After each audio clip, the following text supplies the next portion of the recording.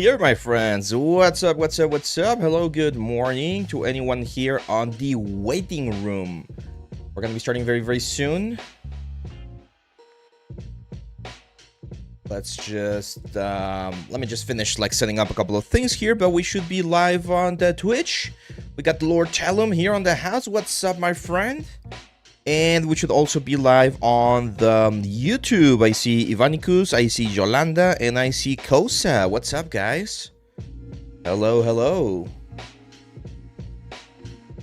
You guys ready for this? It's gonna be a chill stream. It's gonna be a fun one.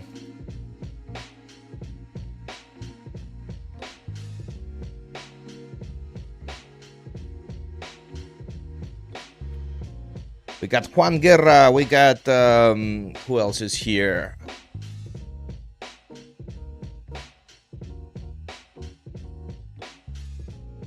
You guys hear me okay? Right? Yeah, Overwatch. What's up, man? How's your week been? This week has been a tough one, to be honest, in the sense that there's been a lot of things to do, a lot of work. But it's been fun. It's been fun. I really had a lot of fun with the video from yesterday. We pushed it one day because the release was on the Wednesday. The release for the new ZBrush feature. We'll talk about that in just a second. But yeah, how about you, my friend? How's your week going? How's everyone over here? We got Maya Lindl. We got Nitro XXSM.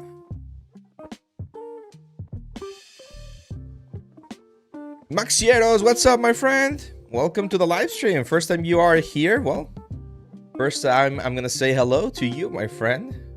Hopefully it's not the last time. Now you're gonna see where the shorts come from. Not all of them, but most of them. Most of them are from this live streams that we do every week. We're pretty consistent with our live streams.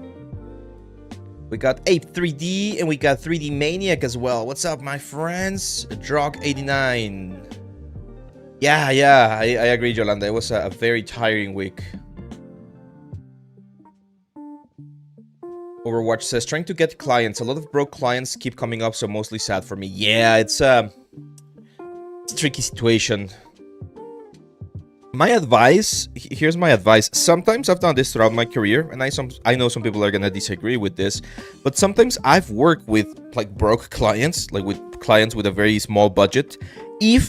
Only if first I like the product or I like what they're offering or what they're trying to do. Like if the product sounds cool or is cool to me, I might like accept a lower like a pay just because I think the product is cool.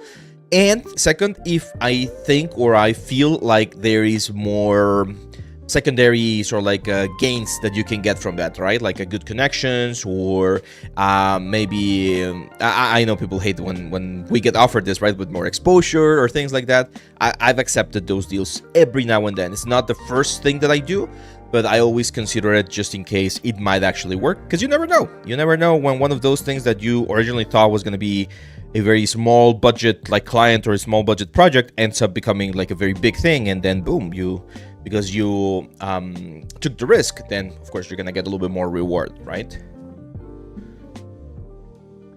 It's going super busy since there's only 2 more weeks of school. All right, that's right. Yeah, we're approaching summer break, right? The end of the terms and stuff. Anthony, what's up, my friend? Metro says, finishing a uni project of 3D character. Your shock texturing tutorial from a while ago helped a lot, so thank you. You are welcome, my friend. I mean, I'm not sure if you've checked the full hand-painted course where we go way more in depth about those kind of like techniques, but yeah, the shark was a very, very fun collaboration that we did with Adobe last year. Kefgaz, what's up, dude? Becker Draw, it's also on the house. What's up, man? Mikey Digit. Thank you for the follow, man. Thank you for the follow and a welcome, guys. Good morning, Face Caldera. Omar Safa says, how do you stay consistent as a designer and maintain the work and keeping doing it? Well, I mean, it's either that or starve. So there's a little bit of a situation there. I like eating. I like having a roof over my head. I like providing for my family. It's a work, guys. That's something. Let's just go live here. Hello, hello, hello. What's up, guys? Hello, and welcome to today's stream. So that's a great question by Omar Safa. He says, how do you stay consistent as a designer or as an artist or whatever? You need to understand, my friend, that consistency is not something that you are, it's something that you do, right? So you cannot say, oh, let me take a pill to be consistent, or let me do this whole ritual that's gonna help me be consistent. No, you become consistent, or you become a consistent person by being consistent, by doing the work, by ignoring or leaving all of your like pains and all of your traumas or whatever out the door, sitting on your desk and doing the work that needs to be done. And this is not something that we do only as artists. Every single profession out there does this, right? Like if you're having issues in your life or with your friends or whatever, you leave that out the door and you focus on your work. You do the best thing you can. And that's what makes you a consistent professional. Not necessarily just a professional artist, a professional whatever, right? So making sure that you know how to make that division, that mental division, is very, very important. Let's say Cloud Guy, thank you for the donation, man. Says, Ave, when hiring freelancers, do you always send them a contract or not? So that's a great question. Here's the thing. I'm in Mexico, right? And most of the times when I work with other freelancers, I might have them in different countries. So even if you had a contract, let's say they do not fulfill their contract, right? What are you gonna do? Like, are you realistically going to go to their country and sue them and like start like a whole legal battle or whatever? It's not very, again, common. So contracts become more of like a deterrent, right? Not really something that's gonna be as easily enforced. If you have the budget or the ability to do so, then yes, of course, enforce them. But in my particular experience as a freelancer and when hiring freelancers, there is a lot of trust involved, right? Like you need to trust that whoever you're hiring is not gonna do anything messy or anything bad. There are, like, I do contract agreements to work with these people, usually depending on how big or small the project is. If it's very like big or there's a lot of money involved, then definitely, so that you clearly outline what's expected from them. And at that point, if they don't fulfill their part of the contract, at least you can use that to say, hey, well, I'm not gonna pay you, right? Like I'm not gonna pay you the rest of the money or whatever because you did not fulfill the contract. But when if it's small things, it really doesn't matter as much, to be honest. Let's see. Bro Joe's woke up and streaming. You can't beat this man ever. Yeah? Thank you, my friend. Thank you. That's totally the reality right now. Lord, tell him thank you for the Rizom, my friend. We got Supercos. What's up, my friend? Let's see. Let's see. Oh, Face Caldera with the gift subs. So we're starting strong today, guys. Thank you for the gift subs. Congratulations to Miwos, Daranore, the Ultramale, Juchi, and Michael Wima for getting a sub. Thank you. Let's see. Insanity Driven says, hi, I've been watching your videos for a while now. Gotta say they're great. They've helped me a lot in my studies. Do you have any advice on students coming straight out of school looking for a job? Oof, I have a lot of advices for that, my friend. We've talked about that plenty of times. So remember, there's two things that you can control. Your portfolio, you need to polish your portfolio to the best of your abilities. That's going to be the first thing that's going to possibly open some doors for you. And the second thing is network. You need to do networking. You need to go to events. You need to meet people online. You need to be active in communities. Not necessarily pushing your stuff, right? Like sharing your portfolio and asking for advice and stuff like that. Just contributing, just collaborating. Like if you are active in a specific Discord or in ArtStation or in Reddit or whatever, people will remember you, right? So it's a lot easier that way to make it, again, easier on the hiring process, because you never know who knows you inside of a hiring team. And if you've been present online, if you have a presence online, then it's a little bit easier to generate that trust so that you can get those opportunities. But even before that, I would say portfolio. Unfortunately, I do see a lot of students who graduate and their portfolio is just not up there. Like they are struggling and they're very angry because they feel like they should be allowed an opportunity in the industry or as an artist and be able to use their skills. But if the skills are not there, like, how could someone take the risk, right, and allow you to work on a very ambitious project if you haven't shown that you know how to do it, right? So of course there's always like indie companies and small projects or small things that you could do on your own. I did that when I started my own 3D career. But if you're thinking about the big guys, the big players, the big studios, the big projects, then you do need a very good portfolio. And if your portfolio is not there yet, well, you need to keep studying, always learning, always improving, right? There we go. Let's see. Hello from Germany. Hello. BK Studio. I really need to go back and re-study German. I've mentioned this before. When I was in high school, I what's the word? When I was in high school, I studied German, so I can't understand it a little bit. But I feel like my pronunciation is super, super bad. Okay, let's see. Yeah, that's a great... That's an exercise that I've been sharing as well recently, Kefkas, and that's a great thing. Like, ask yourself, let's imagine you are the head of, like, whatever studio you want to work on. Riot, Blizzard, I don't know, Activision, whatever. And you look at your own portfolio. Would you hire that person to work on your team? Like, you have all of the resources and everything. Would you hire that person? And if the answer is no, then, well, there you have it, right? Like, that means that your portfolio is not ready yet. Doesn't mean it cannot be ready. It just means that it's not ready yet. Okay, so yeah, I was gonna do the retopology off camera for this thing right here, but a lot of you guys were like, "Oh, hey, we want to see it. We want to understand how you would approach something like this." So yeah, we're gonna be doing the retopology on screen. Then we're gonna do a quick UVs, and then we're gonna do, of course, bakes. Let's see how far we can take this particular piece right here. This is the cooler that we started working on the last week, I believe. I'm pretty sure it was last week, and yeah. Yeah, we're gonna be working with this.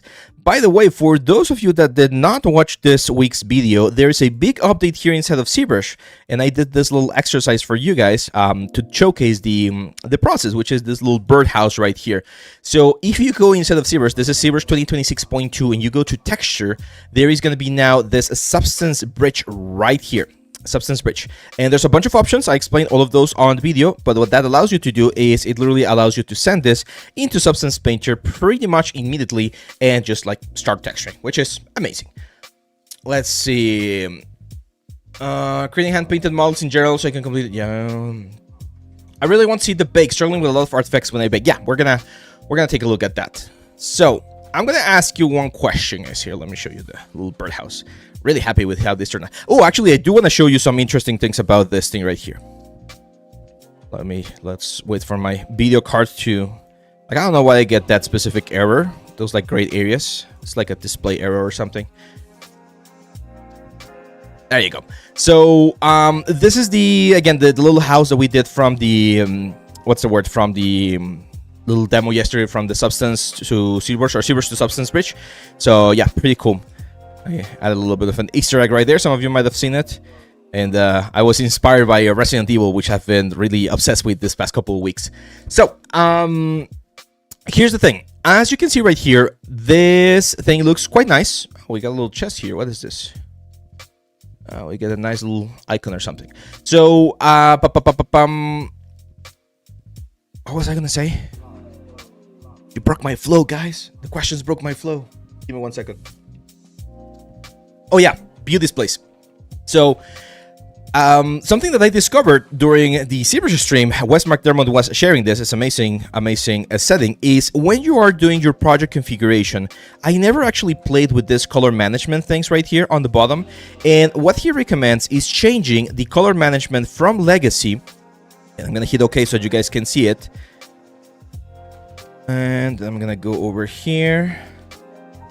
There we go. So this is how the viewport normally looks here inside of Substance. And this is using the legacy colored like management. It's not bad, but as you can see, it looks very dull. Doesn't look like as interesting or as punchy. And what Wes was recommending is that we go here to project configuration, go to color management, and change the color management from legacy to open color IO. So what open color IO will do is it will change the way colors are being like mapped in your screen. And when you see your stuff, it's going to look a lot more punchy. As you can see, this one right now is using ACES. ACES is the Academy sort of like a color management thing that they use to make sure that everything looks as nice as possible. And it redirects the values, right? Like your high points and your low points on your blacks and your whites. It manages or moves them around to get something that, as you can see here, looks way, way nicer. You can change this theme. For instance, this is the raw version. This is the sRGB, which I mentioned is very dull. And ACES is what we're normally going to be using, ACES sRGB. And that's important because if we then jump to, for instance, something like Marmoset, give me 1 second here. And I'm going to go File, Open Recent, and I got the Shield Render. There you go. So if we're here inside of Marmoset, if we go to the main camera, you're going to see that I am using the tone mapping aces for my rendering. So technically, the colors on this thing right here should be pretty much the exact same colors as this one right here. The only thing that's going to change is, of course, the light setup, because here I have a couple of other lights. But you can see that, especially if we go, let's say, here to the base color layer. There you go. And I'm going to do the same thing over here. I'm going to go to the albedo. There you go. So the colors should be pretty much the same. Here, I think they're looking a little bit more washed out because we don't have the view transform. But if we go back to full quality, the colors should be pretty much exactly the same. So yeah, if you want to, that's when you're going to get this little window right here when you use color management. And as you can see, yeah, it just looks a little bit better. I think it's a better way to texture your stuff because it's going to look a little bit more punchy. So I strongly recommend that little option right there. Okay. We have a great question here. It says, you're so bounded to your job, the 3D itself, being a teacher, every goddamn day you're doing this stuff, being active in socials every day. How do you keep doing this with a strong will? First of all, you gotta love this, man. Like, I love it. I genuinely really enjoy doing 3D, anything 3D related. I love doing it. That helps. Like, if you don't enjoy it, if you don't like it, then of course it's going to be like a burden. And then second of all, you need to understand that if you want to get ahead in this game, you just gotta keep pushing through, right? I've talked about this. You're not gonna be a great artist if you don't do great stuff. And by great stuff, I not only mean like great stuff in your portfolio and things like that, is going above and beyond. I know it's tiring. I get tired very often. I know it's like you're gonna have to sacrifice things. You cannot imagine how many times, and you can ask Alan here how many times we're talking at like 9 p.m., 10 p.m. on any given day, just like checking to make sure that the reels are fine, to see how the editing is going for the new courses, like all of that kind of stuff. If you are not willing to do that, then it's gonna be very difficult for you to, well, be able to go above and beyond and be better than all of the other artists out there. So it does require a strong will, if you want to call it that way. Like, you do need to be able to do something like that, to be honest. It didn't show me all the color management options. I'll check it later, Juan, but it's there. Are you going to be using Topogon? I don't know what it is, but I've heard it mentioned. No, I don't think so. No. So I'm going to show you a couple of techniques. The thing is, this is a very, very sort of like simple retopology thing that we can do here. So here's what I'm going to do. First things first, I need to prepare this for export, because as you can see, this is 8.02 million points. So this is way too much. It's like 16 million polygons. So I need to go to the subtool, and I need to make sure that everything has a different name. And it seems like they do. Everything has a slightly different name. That's perfect. Then what I'm going to do is I'm going to go to Z plugin, Decimation Master, and I'm going to do pre-process all. What that will do is it will go through every single subtool, and it's going to do a pre-process of those subtools, so that we are going to prepare them for the retopology, or not for the retopology, for the for the decimation process, right? We're gonna decimate or reduce the amount of points so that we can easily like send this to Maya or to Substance or to any other thing, and then we're gonna do the retopo over there. Now, the fun thing with this particular asset right here, and this is why when we were talking about this last week, and I talked about this being something that you should be able to finish in like 20 hours, most of the pieces that we did are very blocky. I think you guys would agree with me there, right? Like, most of them are very, very blocky. Meaning that if we have the original low poly that we did to build these blocky things before this high poly pass, we can reuse a lot of that geometry. We don't need to do like any extreme like manual retopology or anything. There are ways to simplify the process, and that's what I'm about to do, okay? But in order to do that, I do need to have this high poly right here. So let's just give this 1 second. Thomas, thank you, my friend. Yeah, this is a cooler, a nice little cooler that my wife's grandpa has on his ranch. I saw it a couple of weeks ago when we were when we went there to visit. And yeah, it was fun. So I think 10% decimation is more than enough for this kind of facet. So I'm just going to decimate all. As you can see, it's going to go through all of the different elements, and it's just going to decimate them. And now we're all the way down to 800,000 points for all of the pieces, right? And as you can see, we barely lost any detail. That's the good thing about the Decimation Master, that you still have pretty much all of the detail that you sculpted, but with the advantage of not having all of the resolution. And this is achieved, of course, by triangulating everything and adding more triangles where there's more detail and less triangles where there's less detail. So there you go. Now we're going to go again, Z plugin, and I'm going to do FBX export import. I'm going to export all. Bin is fine. Smooth normals is fine. I'm gonna hit export. Let's go here to our old cooler, and let's call this, actually, yeah, we have there cooler high. So let's export that real quick. And while that is exporting, let me see, because I believe, yeah, we have the model right here. We have the model right here. So let's just open Maya. What happens to UVs after I open UV and model in Maya and sculpt in ZBrush? So if you have clean UVs in Maya, and then you go into ZBrush and you sculpt, you're going to keep the same UVs. They might have a little bit more distortion because the silhouette of the object might have changed.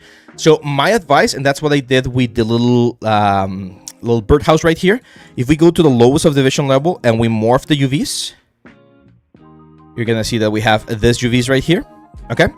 So what I did with this ones is I brought in the low poly of this like birdhouse with all of the UVs ready and everything. And once I was finished, I exported this as an OBJ, this single subtool as an OBJ, did another unfold so that the UVs got corrected with all of this like little silhouette changes that I did here instead of ZBrush, and then imported back. That way you're going to get a way cleaner bake. Okay. That's a little bit of a process that we follow right there. Okay, cool. So yeah, as I was mentioning, guys, look at this. We already have all of the low poly elements of our object, like all of the things that we need. We might need to rebuild some of them, but in general, like this is working perfectly fine. I'm gonna go to the material of this thing. There we go. Let's darken it a little bit. Okay. So here's what I'm going to do. Before even bringing in the high poly, we can already bring it in, to be honest. But before bringing it in, I'm just going to grab all of these things right here. And I'm going to use a function here, very useful function inside of select. It's called search and replace. Sorry, in edit. No, where is it? Modify. Here, search and replace names. So I'm going to search for underscore high, and I'm going to replace it with underscore low, and just hit apply. It's gonna allow me to quickly rename all of those things. It's just one of those like very small, simple tools, but it's good. Now, what am I gonna do? Well, as you can see, all of these pieces, they're already like ready. Like this piece right here, right? Like this little guy right here. This is perfect. It's low poly enough, right? It's only 1,000 triangles, so that's perfect. If I want to minimize it or so like optimize it a little bit more, I might delete one of this like bevel lines that we have right there. Like I think that might be a little bit unnecessary, and I can do the exact same thing here because we needed those bevel lines for the construction of the model, because we were of course going to be smoothing the whole thing. But in this case, since we're not going to be smoothing anymore and we just need to, we just need to like minimize the elements, I'm just gonna like delete that, and that's it. So now we went from 1,000 triangles to 752. Of course, this guy right here and this guy right here, I'm just gonna say mesh and triangulate. Mesh and triangulate, and we could even go, let's say, to this one and this one. Actually, let's go back, like that face right here. This face is on the back of the element. Do we need it? No, we don't need it. So I'm just gonna delete it. That's gonna save me a little bit of like a poly count, right? This is the sort of like the retopology like process that we're following, and we need to be, well, as smart as possible in optimizing all of these elements. So for instance, this piece right here, again, as you can see, we have a lot of lines that we use as part of the bevels to get them a smooth subdivision, but we don't really need them anymore. So I'm just gonna delete all of those. I might even delete, no, actually no, that's fine. So yeah, there you go. So now, as you can see, this little piece right here is all the way down to 645 triangles. That's it. That's my metal bin low poly. I don't need to do anything else. If I take a look at the ZBrush like asset right here, the only thing I need to be aware of is if there's a very intense silhouette change, and we have that bump right there, like that big hit right there. So once we bring the high poly in, we might need to do something for that little hit right there, and I'll show you how to like consider it or address it. But it doesn't change the silhouette that much, so it's one of those things that could even be just like baked down into this element right here. Okay. So yeah, that's it for that piece. Let's go, for instance, to this piece right here. And if you remember, when we were doing this piece right here, I added a smooth subdivider. So I can go mesh and unsmooth. So I'm just gonna unsmooth. Oh, it's not letting me unsmooth. Why? Oh, it's actually not unsmooth. Let's say mesh unsmooth. It's not. Oh, interesting. That's annoying. Okay, so it's saying that it was not created using like Clark like methods, and that's why it's not letting me unsmooth. It's fine if that happens to you. Again, that's quite normal. We could try taking this into Blender, because I'm pretty sure we did do like proper modeling. But in this case, I'm just like manually going to There we go. To clean up some of the edges. Like what we want to do here is, again, we want to reduce the amount of points. So for instance, this thing right here, awesome. It has this like back thing, or this back faces. We don't need those back faces, so let's delete, right? We just delete the whole thing right there. Same for this one right here. I'm gonna grab that edge right there, that edge right there, delete it, and then grab that face right there. Delete this face right here, and then just double click this island, and there we go.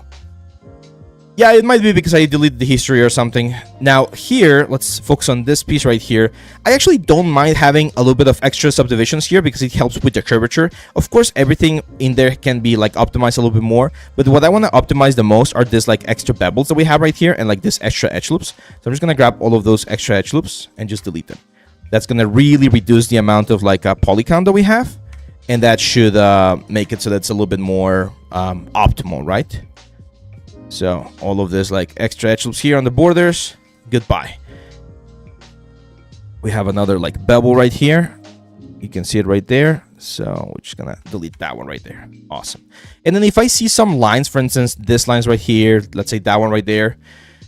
Actually, I want to kind of keep that one. Let's say this one and this one. There you go. So if I see a couple of lines that are like very close to each other, we might be able to just like remove some of them.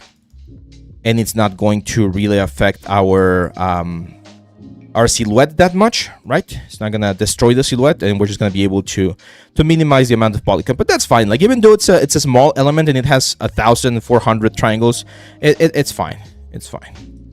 I remember last week we mentioned that we were gonna give ourselves something like what's the word? Something like 20K triangles for the whole thing.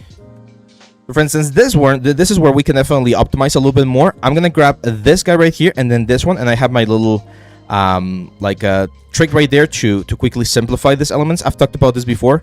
Go and check some of the shorts. It's a bonus selection tool that selects every other edge, and then this is the complete selection tool that completes the edge loop, and then we just delete. So because those are so small and so far away, I definitely do want to optimize those. Now these guys are perfect. These guys are extremely perfect. The only thing again that we can probably like clean is gonna be the bevels. So we don't need. Actually, I mean, where are we in terms of poly count? 99. Okay, so no, we're definitely a little bit big now. We do want to simplify. Now the cool thing is these ones are mirrored, so we don't want to do this 4 times. I'm just gonna delete all of those first. We go to this guy right here. And then delete the bevel that we have right here. So this method I'm showing you right now, guys, is it's actually a method that was used quite a bit. Still used every now and then to like optimize LODs sometimes, which is you delete anything that you don't need. Like any support edge, any element that's not needed for the silhouette of the element, it just goes away. And it's a good way to, again, to reduce the amount of like loops. There you go. It seems like I deleted the one that I don't need to delete. Which one? This one. There we go. There we go. Perfect. For instance, we have this ones right here. I'm not sure why those are there, so I'm just gonna delete those. And this is now only a 76 triangle like a block, right? And that's it. Now that I have that, I of course am going to mirror this X negative to get it to this side, and the RC negative, and then X positive. And then X positive. There we go. That's it. So that one's ready. Now, one thing I like to do is once I have an object like ready in terms of the retopology, I'll just hide it. I'll just hide it, and that's a way for me to remember that those guys are ready. Most of these planks, again, like it's gonna be super easy. Actually, as you can see, it's only 2,000 triangles for all of these planks. So to be honest, I might not even like remove the low poly elements. Like I think I'm just gonna keep them like this. We're not really losing anything. We're keeping a nice silhouette, so I'm probably just gonna keep them like that. Same for this ones right here. Yeah, look at that. Like that's only 432 triangles. So that's my low poly. There we go. This guy's similar stuff. So this one's due on the low poly. They do have a little bit more information that I want. So I am gonna like reduce, especially some of this like extra lines. I do want to keep a little bit of the curvature, but let's just simplify that a little bit. They're on the bottom section as well, so not something that we're going to see. I am going to remove the bevel. Here we go. And I'll take a look at the questions in just a second, guys. Sorry if I'm a little bit in the zone right now. Same on the bevel there on the center. Thing is, I wanna get the Retopology stuff over as fast as possible so we can get to the fun part, like UVs and that kind of stuff. You guys want me to do Rizom for the UVs? We can do it in Rizom. I think that's gonna be fun. And it's just polycount. You're reducing its texture space too. Yes, correct. That's right. Okay, so hey Abe, I need help with the technical test I'm doing. Would be able to help because I don't understand what they're asking. Yeah, send me a DM on the on Discord after the stream is done, and I might be able to help. I'm a little bit busy today, so I'm not sure how much time I'm going to be able to dedicate to that. But if there's something that you need help understanding, I can probably help you there. So this is going to be X positive. There we go. And then C negative. There we go. Boom. So as you can see, the whole little legs right there, only 1K triangles. Perfect. That's great. Okay, now this is going to be a big one right here. So all of these bolts. Yeah, that's fine. I was going to say, technically, if you want to optimize this, we could technically just do one bolt. And then after everything is said and done, we duplicate it to the other side. Actually... no, but that's fine, because we need to have the exact same... like, I didn't change anything on the high poly, but I do want to optimize this. Did I smooth this? No, this is a bevel. Like, a very bad bevel. Let's see if I can reduce that bevel. See, it seems like I beveled everything. Okay, and now we need to unbevel it.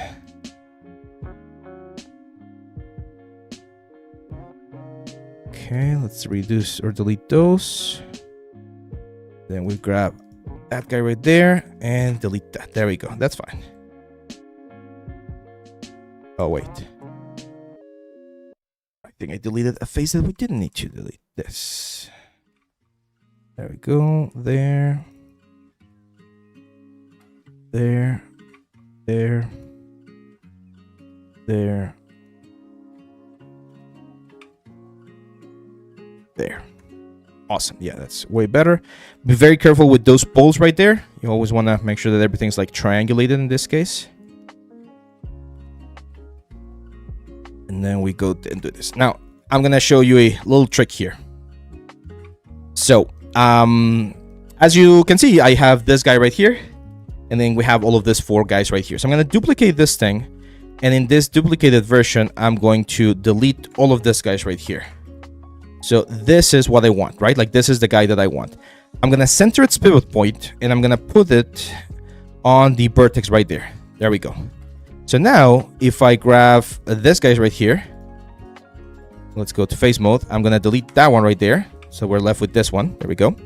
And what I'm going to do is I'm going to grab this one and just duplicate this. And with snap to point, I'm going to snap it exactly to where it needs to be. I'm going to do the exact same thing over here. So snap to point. And it should be at the very sort of like center vertex right there. And then snap to point and center vertex right there. So as you can see, that guy is replacing this other guys right there. So this other guys, we can just like remove. And these 2 guys, we just rotate them. Oh, in this case, 90 degrees. Right, so they replace the previous one. Now we combine all of these guys, and they're gonna have the clean topology that we're expecting, right? Like we don't need to do anything. In Blender, you could use bevel modifier, which is not destructive. Yes, no, we don't have modifiers like that inside of Maya. Unfortunately, it's a little bit more destructive in that sense. But yeah, it is. I know that that's something that could be done inside of Blender. So here we're gonna, of course, mirror this C negative first, and then X positive next. There we go. So now we have all of the bolts right here. I'm just gonna replace this here and delete history. All of these groups gone, and this guy's hidden. Awesome. Almost there. Almost there. Let's see. What the hell is this? Okay, so this is like a cooler box. I believe this is on the inside of the cooler. And because this is on the inside and we don't need these big faces, we don't need them taking out or occupying any texture space, I'm just going to delete all of those faces. And that's it. That's the retopology for that part. This guy right here. Because it's an important part, I think I'm just going to leave it like that. It seems like it's floating a little bit, so I'm just going to push it a little bit lower there. But I actually don't... maybe we can reduce one... let's reduce some of the edge loops right there. Yeah, that's better. Awesome. And we just hide that one. This guy's right here. The main thing I want to do is similar thing that I did with the other bolts. So I'm just going to reduce the amount of points. This is something that you might not need to do every single time, because sometimes you are going to be giving a little bit more texel density, and that's fine. This is a fun one. So this one right here, if you guys remember, we did smooth this, so I should be able to use the on smooth. Oh my god, really? It's not working? That's a shame. It's very weird that on smooth's not working this time around. It is a very good tool, but when it works, right? So here what I'm going to do is I'm going to have to probably manually do this. And I'm just going to select every other edge right here to reduce the amount of points that we have there. Maybe even this one right there. Nah, that's fine. I'll leave that. Again, it's a small asset, so... And it's an important one because this is where the character is eventually going to be like doing an animation or something. So I don't want to like reduce it that much. But I am going to delete any of the faces here on the underside that we're not using. Because as someone else mentioned on the comments, this will remove some texture space, and we don't want that. We want to have as much texture space as possible. There we go. This guy's right here. Similar process to what we did before. I'm just gonna delete one. Let's go. Actually, gonna delete this faces right here. Let's see. So I'm saying that you're leaving the bevels in the low poly. Yes, I am leaving the bevels because bevels help with the bakes. If you have a bevel, it's gonna make the bake a little bit nicer, a little bit cleaner. You might not be able to do that every single time. Like some projects don't like those bevels and they want to have like a really low polys, like almost 90-degree angles. But in my case, for this particular asset, I am gonna be removing the bevels. I'm gonna be keeping the bevels, sorry. So I don't want to keep the bevels here. There we go. And then this, we just do a mirror. This is going to be X negative and hit apply. Awesome. So this guy ready, this guy ready. Let's go to this guy's right here. Oh. Actually, this one's like this hinge right here is perfectly fine, to be honest. It's just a matter of reducing some of this, guys. I am going to remove one of the bevels. So that bevel right there is going to be removed. If you want to be like super optimal, for instance, I could grab all of this like faces or edges right here on this area of the hinge. Let's say all the way probably to like here. And I can collapse those because they're not changing the silhouette. So I can simplify them right there. Just be left with one of these guys. Technically, I could even delete that line and just like triangulate it to one side. But we're talking like super optimization at that point. Yeah, exactly. So if this was going to be like a Riot asset, right, for like League of Legends or something like that, where the poly count tends to be really freaking low, then I would definitely remove that edge loop. So you remove any edges that change the silhouette. If the silhouette is being changed, you remove that edge. Now this guy's right here seem to be the exact same elements that we had from this one's right here, right? So what I'm going to do is I'm just going to duplicate this thing again. Go into face mode. Select one of them. Delete everything else. And then that one right there. Let's center the pivot point. Move the pivot point to the center. There we go. Then move this up here. Again, work smart, not hard. So if you already have the shape, just a matter of placing it where it needs to be in 90 degrees, and then just making sure that you're as exact as possible. Now, I remember when I was doing this that I did give them a little bit of a rotation. So I'm going to respect that. I'm going to try to rotate them a little bit like that. There you go. Then we duplicate that one. It goes right there. And I added that rotation to make it look, a little bit nicer. So I'm going to have to respect it again. It's just a matter of trying to match this as close as possible. It's such a small piece that I'm not like too worried about it. But it's a good practice to be as precise as possible, right? There we go. Then we have 3 more over here. And the advantage by doing this is, again, the fact that we don't need to reduce every single one of them. We're just going to delete them in just a second. Is there a reason that you're deleting the middle edges of the bubble rather than the 2 edges? Yes, because I want to keep that little angle, right? Let me explain that real quick. So this is the reason. That's a great question, by the way. If you have a 90-degree angle, right? When you bake the normals are going to be baked in this direction. So as you can see, we got all of this area right here where there's no information because the normals are not shooting in that direction. And that's where you get like weird shading, these very weird dark shadows on these corners right here.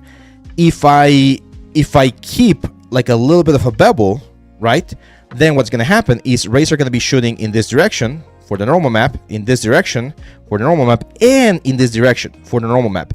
So it allows for this softer transition from one plate to another, and that way you're not gonna get those very like weird, ugly, dark shadows that you sometimes get. So if you have like a cube, right, like a 90-degree cube, and you bake your normals, oh my god, what a horrible perspective there. If you have a 90-degree cube, right, and it's completely flat, like 90-degree angles, you can get some shadowing issues. By just adding one single bevel, that's not going to increase your poly count that much, you can get softer results. It's one of those things that I'll rather have a couple more poly counts, because remember guys, nowadays engines can handle like really big amount of poly counts, and that's not really that big of a deal. So I'll rather have a little bit more poly counts than expected, and get cleaner bakes than have like a super optimized element and my bakes are horrible and I get like shadows everywhere. It's one of those artistic decisions in that case. Of course, you should always ask your art lead or the project and make sure that you are within like a triangle budget, but it's one of those things that can really help. Okay. Grab that piece. So on this piece, I'm of course going to delete this guys right here. And then here, we definitely need to optimize. I do think I did a smooth here. Let's see if unsmooth works. Nope. So we're gonna have to manually remove edges that we don't need. So all of this ones right here, pretty much. Because these are very sort of like straight areas, right? Or straight lines. So we can just delete everything here. Same for this. Like, see how these guys right here are not really changing the silhouette like anything? Like, they're not doing any sort of like change. So those are the edges or the elements that we can definitely reduce.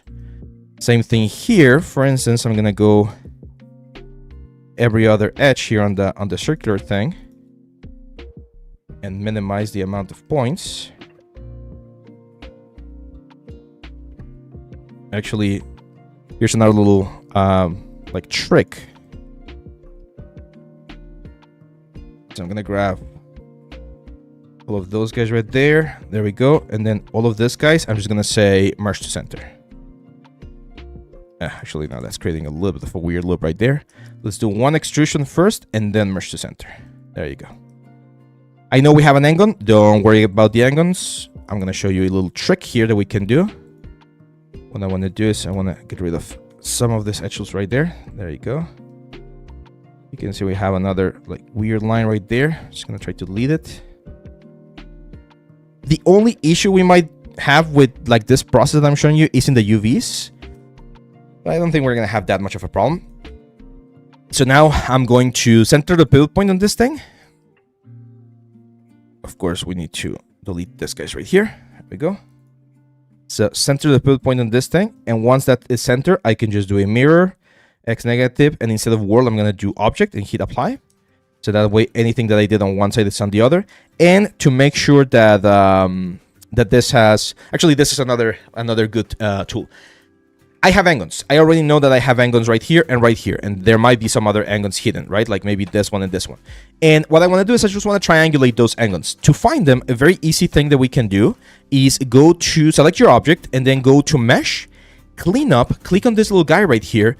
We're going to select matching polygons, faces with more than 4 sides, and hit apply. And boom, as you can see, all of the faces that are angles, which are in this case quite a bit, are now selected. And what I can do very easily is just say mesh and triangulate.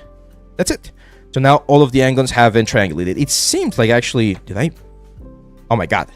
Okay, so this is a very new like mistake right here. As you can see, I forgot to delete this vertices, so I'm just gonna delete them. There you go. So now again, I'm gonna grab this whole thing, mesh, and then clean up to select all of the angles. Now that all of the angles are selected, we can do mesh and triangulate. And we should get like relatively few triangles, right? Like that seems about right. And it's fine because again, this thing is not going to deform. It's a hard surface object. So I don't care about having those triangles. Triangles in this particular case are perfectly fine. Okay. So we're going to combine those, of course. And then on this one right here, we're going to delete this one's right there. Combine this one right here. And yeah, I think that's it. So this one's we just mirror. World X negative, hit apply. There we go. And we can hide them. Boom. Almost there, guys. Almost there. Let's hide those again because those were already complete. So we're just missing these little pieces right here. We have this huge lid right here. Again, I don't think it's such a simple lid that I don't think we need to optimize it even more. We can delete some of this like edges, for instance, that one right there, this one right here, this one right here. So I might remove some of the what were originally used as support edges, but I do want to keep the roundness on the other bevels. So if I see a corner or some of the other support edges, I'm gonna keep that. I don't think it's really worth it to remove any of those things. If my art lead or my client says, hey dude, this is a little bit too high on the poly count, can you reduce it? I'm of course going to say yes, and that means removing some of the bevels as we did. But this is such an important part of the asset, right? Like this is the area that the character or our player might be interacting the most with. So I think it's, in this particular case, it's worth it to have a little bit more elements. So no, you're not late, man. You are not late. So yeah, as you can see, 2,560 triangles. So way better. And let's hide that. And finally, the lid. Well, we have this thing right here. Again, we already deleted that top part. That's fine. On this one, I am gonna delete the bevel. On this one, I don't think we really need that bevel, and we definitely do not need this top bevel right here. So there we go. That's gonna be there. And now this one's right here. Oh, these ones are a little bit more tricky. And the reason why these ones are a little bit more tricky is because one of the things that I want to do is I want to say mesh, and I want to smooth this guys right here. I'm going to say mesh tools, or sorry, mesh display. And if I say soften edge, as you can see, we get this very ugly sort of like effect right there. So this would be one of the few assets from the high poly that I am going to do a manual retopology to. Okay. So I'm going to delete that one right here. Let's bring back all of our low polys real quick. There we go. This one and this one. There we go. Grab everything. Delete history. And as you can see, we're only at 18,000 faces. If you remember, again, last week I mentioned that our target poly count was going to be around 20k triangles. So we're really close. I think we're going to make it. I think we're going to be under the 20k. I know some of them are very dense. Definitely could be optimized even more. For instance, in this one right here, I think we can delete that line right there and maybe this line right here. It's not going to affect our silhouette too much. And it's going to like save us a little bit of triangles. And let's say real quick, I'm gonna grab everything here, Control G, and I have a bunch of stuff right here. I'm just gonna delete it to make sure that our scene is clean, because now we're of course gonna be bringing in our high poly. Let's bring it in. Let's see, how are we doing here on the chat? I know I missed a lot of questions. What's your opinion on being paid for an artist? Loads of studios. Yeah, if you're being paid for an artist, go for it, man. Like, absolutely go for it. Like, that's ideal. To be honest, that's like totally ideal, because you're being paid for your time. And yeah, I think more companies should pay for it. Okay, awesome. So yeah, as you can see, we have all of our low polys and our high polys exactly where they need to be. It's all of these guys right here. So I'm going to grab everything, Control G, and let's hide the low poly for just a second. So this is our high poly. High poly is working perfectly fine. And these pieces right here are the ones that I'm going to have to retopologize them manually. Now, before I do that, I do want to add another material to this thing because the material that we have is very like dark or light, sorry. Let's go for something like that. There you go. So let's grab this lid. Let's actually hide everything else, and let's unhide the lid. And the first thing I'm going to do, or the first thing you're going to notice, is that this lid definitely has a little bit more detail than all of the other parts, right? We have some like crevices and stuff. So what I'm going to do is I'm going to separate this. I'm going to say edit mesh, and actually, this is a good question. I know we're going to get asked this. Should we do this piece as a single piece, or should we do each plank individually? What do you guys think? That's a great, actually, like a great question for this. What do you guys think? Individual. I think individual as well. And the reason why I want to do this individual is because I want to be able to like move them, tweak them, rotate them or something a little bit to give the object a little bit more life. So I'm going to go here to mesh and as separate. However, if someone said like keep them as a single piece, you would be completely right as well. So let's start with this one right here. This is an easy one. This is the decimated version, of course. I'm going to make this a live surface, and then I'm going to go to my quadro tool. And what I need to do is I just need to hit the high points, okay? Don't worry too much about like the precision of the elements. Remember, all of those like little like nukes and crannies and things like that, those are going to be catched with the normal map. So right now we are just worrying about catching most of the silhouette as best as we can, something like this. This is where if you want to include the little bevel right there, it can help. Right? Again, it's definitely going to increase the poly count a little bit, but it can definitely help. But you don't want to catch every single detail. Like that would be like overkill for this particular element. And I've shown another process before on the channel when we were doing like I think it was with the trim sheets or like some environment stuff.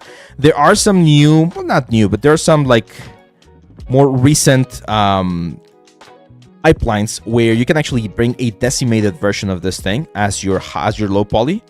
And it works, but right now I'm going with the traditional sort of like high poly, low poly, just to follow like the art test guidelines here. So there you go, something like that. Here, for instance, very important to catch that little change. When you see a change in planes, you want to try to catch that in the low poly. That's it. Now here, because this face is going to be on the inside, we can minimize it a little bit. So for instance here, right? Like there's not a lot of stuff happening, so we can just like do a very quick like big triangle right there, or big square. This is fine. Like I know a lot of people get like really triggered by triangles. Triangles are your friends, and especially in objects that are not going to deform, triangles are really good because they allow you to save a lot of like texture space. So for instance here, even doing something like that, perfectly fine. Perfectly fine. Yes, they don't unfold as nicely, but you're gonna see once we go into Rizom that this is not really that much of an issue. Now, someone was adding a comment yesterday on Instagram, and he was right. He said, when you're doing things like this, you should not time yourself, because if you're learning, if you're doing this to learn, time is gonna add another layer of pressure, and you might do something that doesn't look as nice. And he's right. However, I do think that if you do want to challenge yourself, which is also perfectly fine, timing yourself as you would, for instance, in an art test like this, it's an excellent way to see how you are like doing things, right? Because in a studio environment, of course, you're going to be giving enough time to complete a task, usually. But they're also not going to give you, like, let's say, 3 weeks to do this asset. Like, that's just not how it works, right? So you do need to be efficient. And timing yourself is a good way to evaluate how efficient you are. Are you going to do a video about how to use Rizom? We are going to use Rizom in just a second. But yes, I do want to do a Rizom video on the channel. If anyone knows anyone from the Rizom team, I think we've been trying to reach them out and see if they want to do like a collaboration. So it'll be great. But yeah, I do have Rizom, and I'm going to be showing you in just a second. It's very simple. Like, you can literally learn Rizom in like 2 hours. And it's very good. Like the other day I was doing a UV for for the birdhouse, actually. Like the birdhouse stuff, I did those UVs in Rizom. It took me like 10 minutes. It was great. As you can see here again, I'm just hitting the high and the low points of this thing, keeping it very, very simple. There's a quote. One of my teachers used to use it quite a bit. It was KISS. KISS, which is keep it simple, stupid. So just don't overcomplicate things. We tend to overcomplicate things very, very like frequently. So try not to do that. This is where it gets a little bit tricky.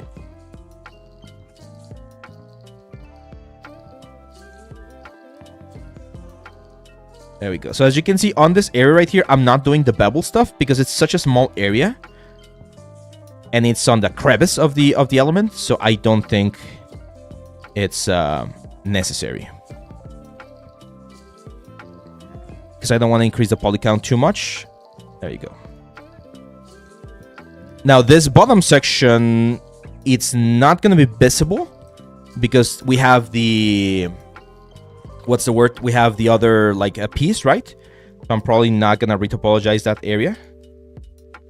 And actually, I don't think I need to retopologize this area either. Like, we can leave it... really small because we're not going to be seeing... actually, no, let's do the full thing.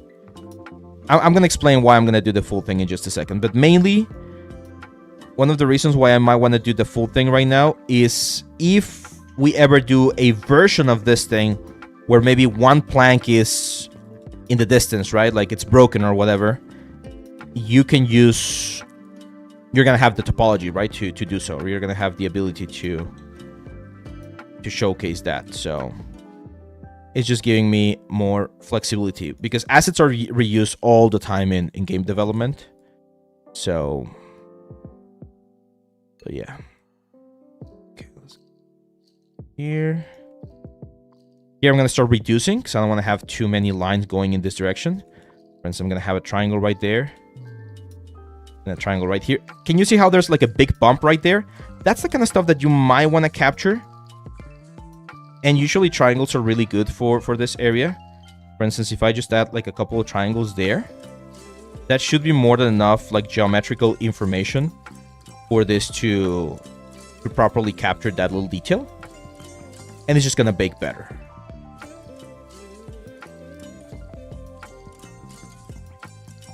Like that. Right? And then if we want to simplify, boom.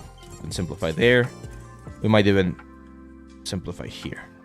I never like having two triangles really close to each other. That's just personal preference.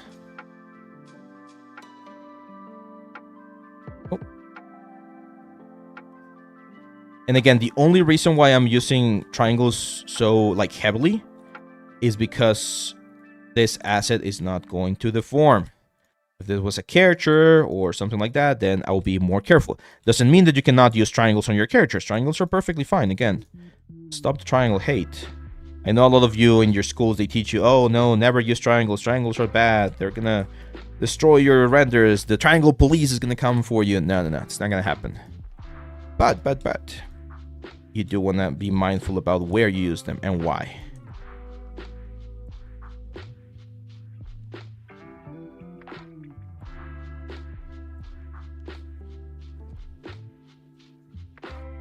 Sometimes I'll do this, where I'll start with a small one. And then just push it to where I need it to be. And again, it's silhouette. What we're trying to catch here is the silhouette of the object.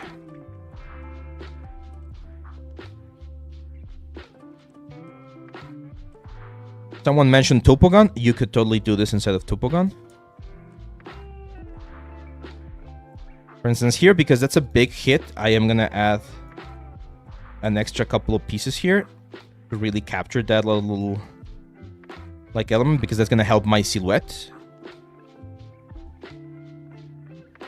Then I need to find a way to simplify this. So I don't want to add another.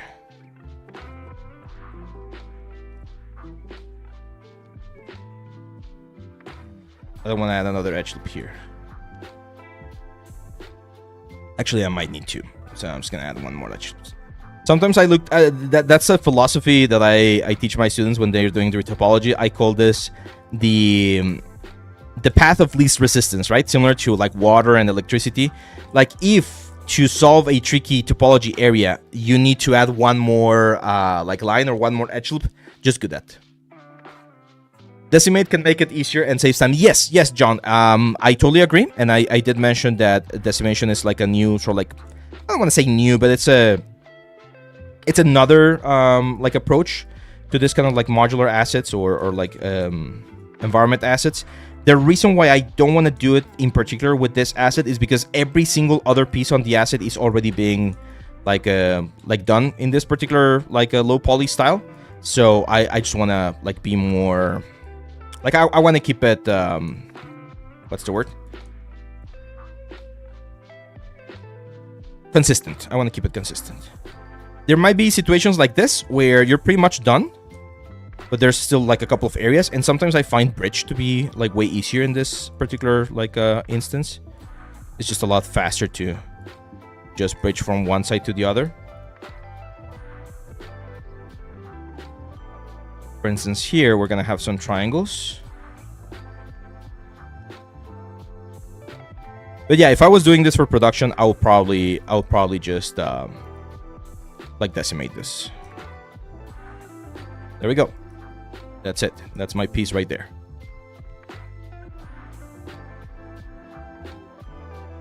That's it. One more. Now, this one, it's a little bit easier because, as you can see, the shape, it's a lot more consistent, right? Like, we don't have too many like weird elements or whatever. So what I'm going to do here is I am going to import the low poly. Did we export the low poly? I don't think we did. Oh man, I should not have deleted. Actually, no, we do have the low poly right here, right? No, because we deleted. I should not have deleted. So if I had not deleted it, I would just like do it right here. But again, since this is just like a cube, I might be able to just like quickly remodel this. It's probably going to be faster. So I'm just going to position this right here. Do it like this. Through it. Remember that what we want on the low polys is for them to catch the silhouette as best as possible. Something like that. Delete the faces. Oh. Grab this one right here. Let's bridge from one side to the other. And then from here to here. And then from here to here. Same stuff over here. Hopefully I'm not boring you guys too much. I know retopology is one of those parts of the process that can be a little bit tedious. Just a little bit. So now, of course, I'm going to grab this guy right here. Extrude it so that we get all the way to the top or to the front. There we go. Something like that. I think I'm going to bevel this one just once. Like that. Do it a little bit more. There you go. And then I'm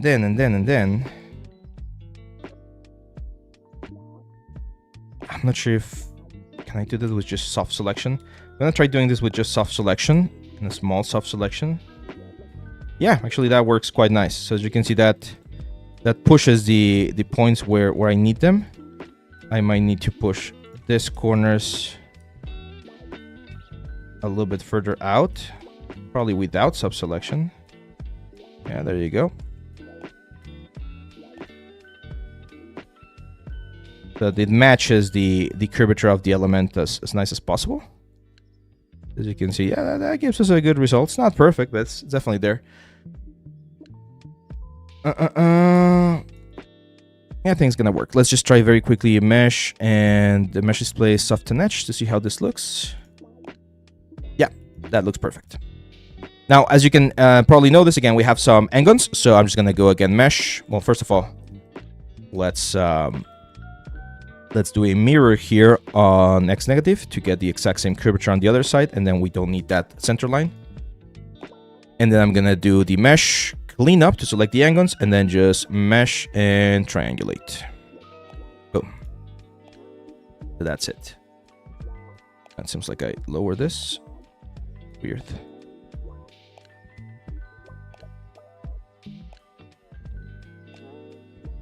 Let's get it as close as possible to the high poly. Perfect.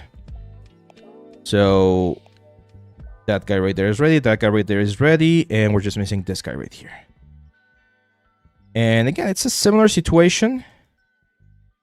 I don't want to do... I kind of want to show you the other method. But if I do it, then it's going to look very weird on the wireframe. So I don't want to do that.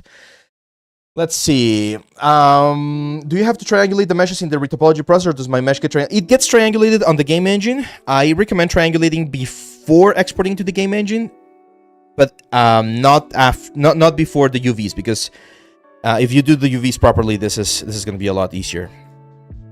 So yeah, let's say real quick, and now this piece right here. We want to do manual retopology. Yeah, let's do a quick manual retopology.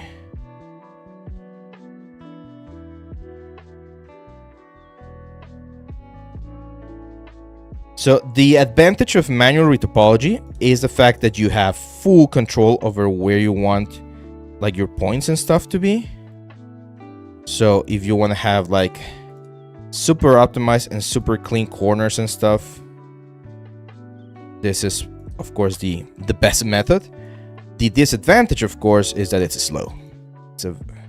I won't say it's like a super slow process, but it's definitely a lot slower than we might want. For instance, here there's really nothing happening on the silhouette, so I'm just gonna like literally pull this all the way to the side right there.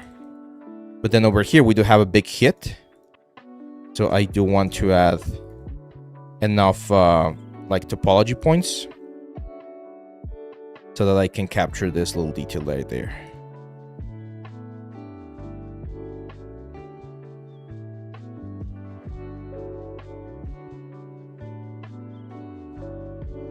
Wolf Girl's in the house. What's up, my friend? Welcome.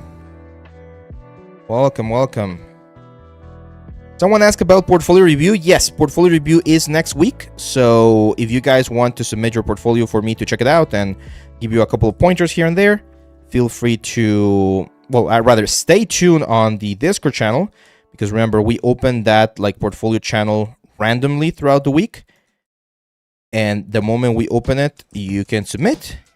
Make sure you follow the rules for the submission. We don't want to have to delete any of the submissions. And yeah, we'll take a look at it next Friday.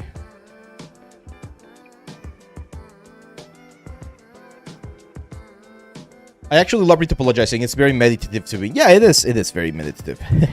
It's very. It's. I say it's cathartic, right?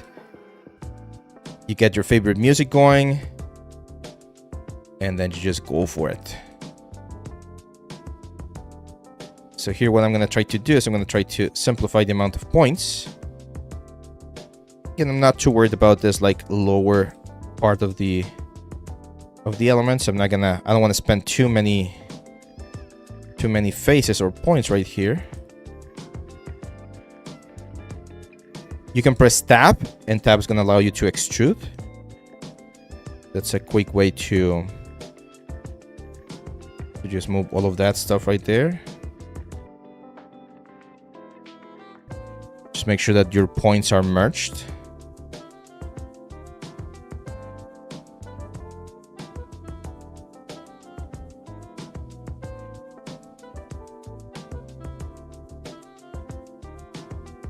For instance, here, I will add a little line so I can just triangulate that.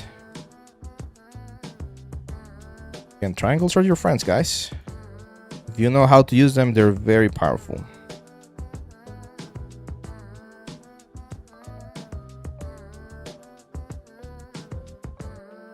There we go. There we go. Is your Discord ID David Sar? No, David is our CMO. He's in charge of marketing and the business side of things. He's a master at that. And he is, of course, one of the moderators there on the Discord channel.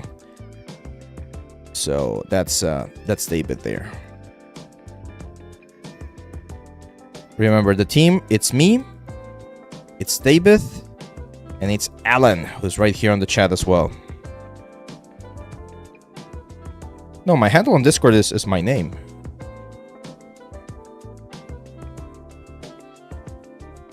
I don't have any other handle or anything.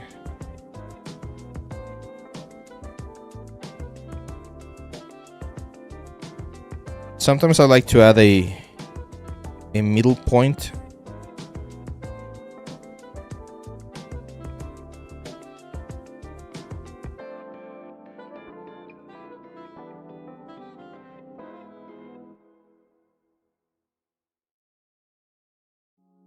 I'd like to add a middle point to have a little bit more control over this kind of things.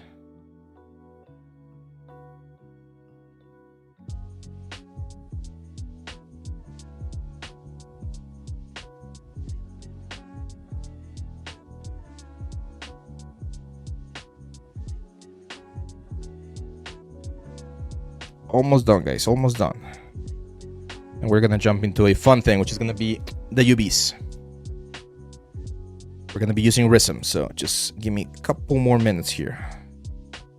Should be done in a couple of minutes. Okay, let's just do.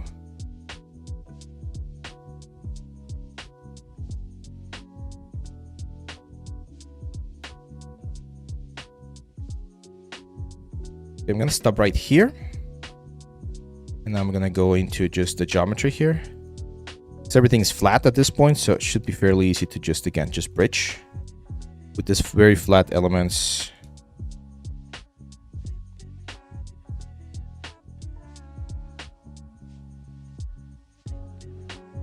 There we go. There we go. Go. Awesome. There we go. And now just here on the bottom section.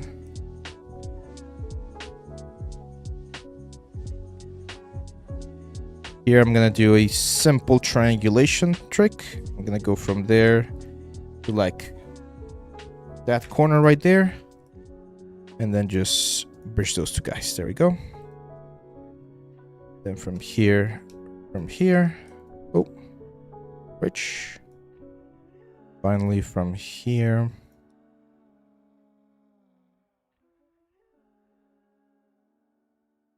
There we go. Awesome. I think we're done. We just need that final one right there.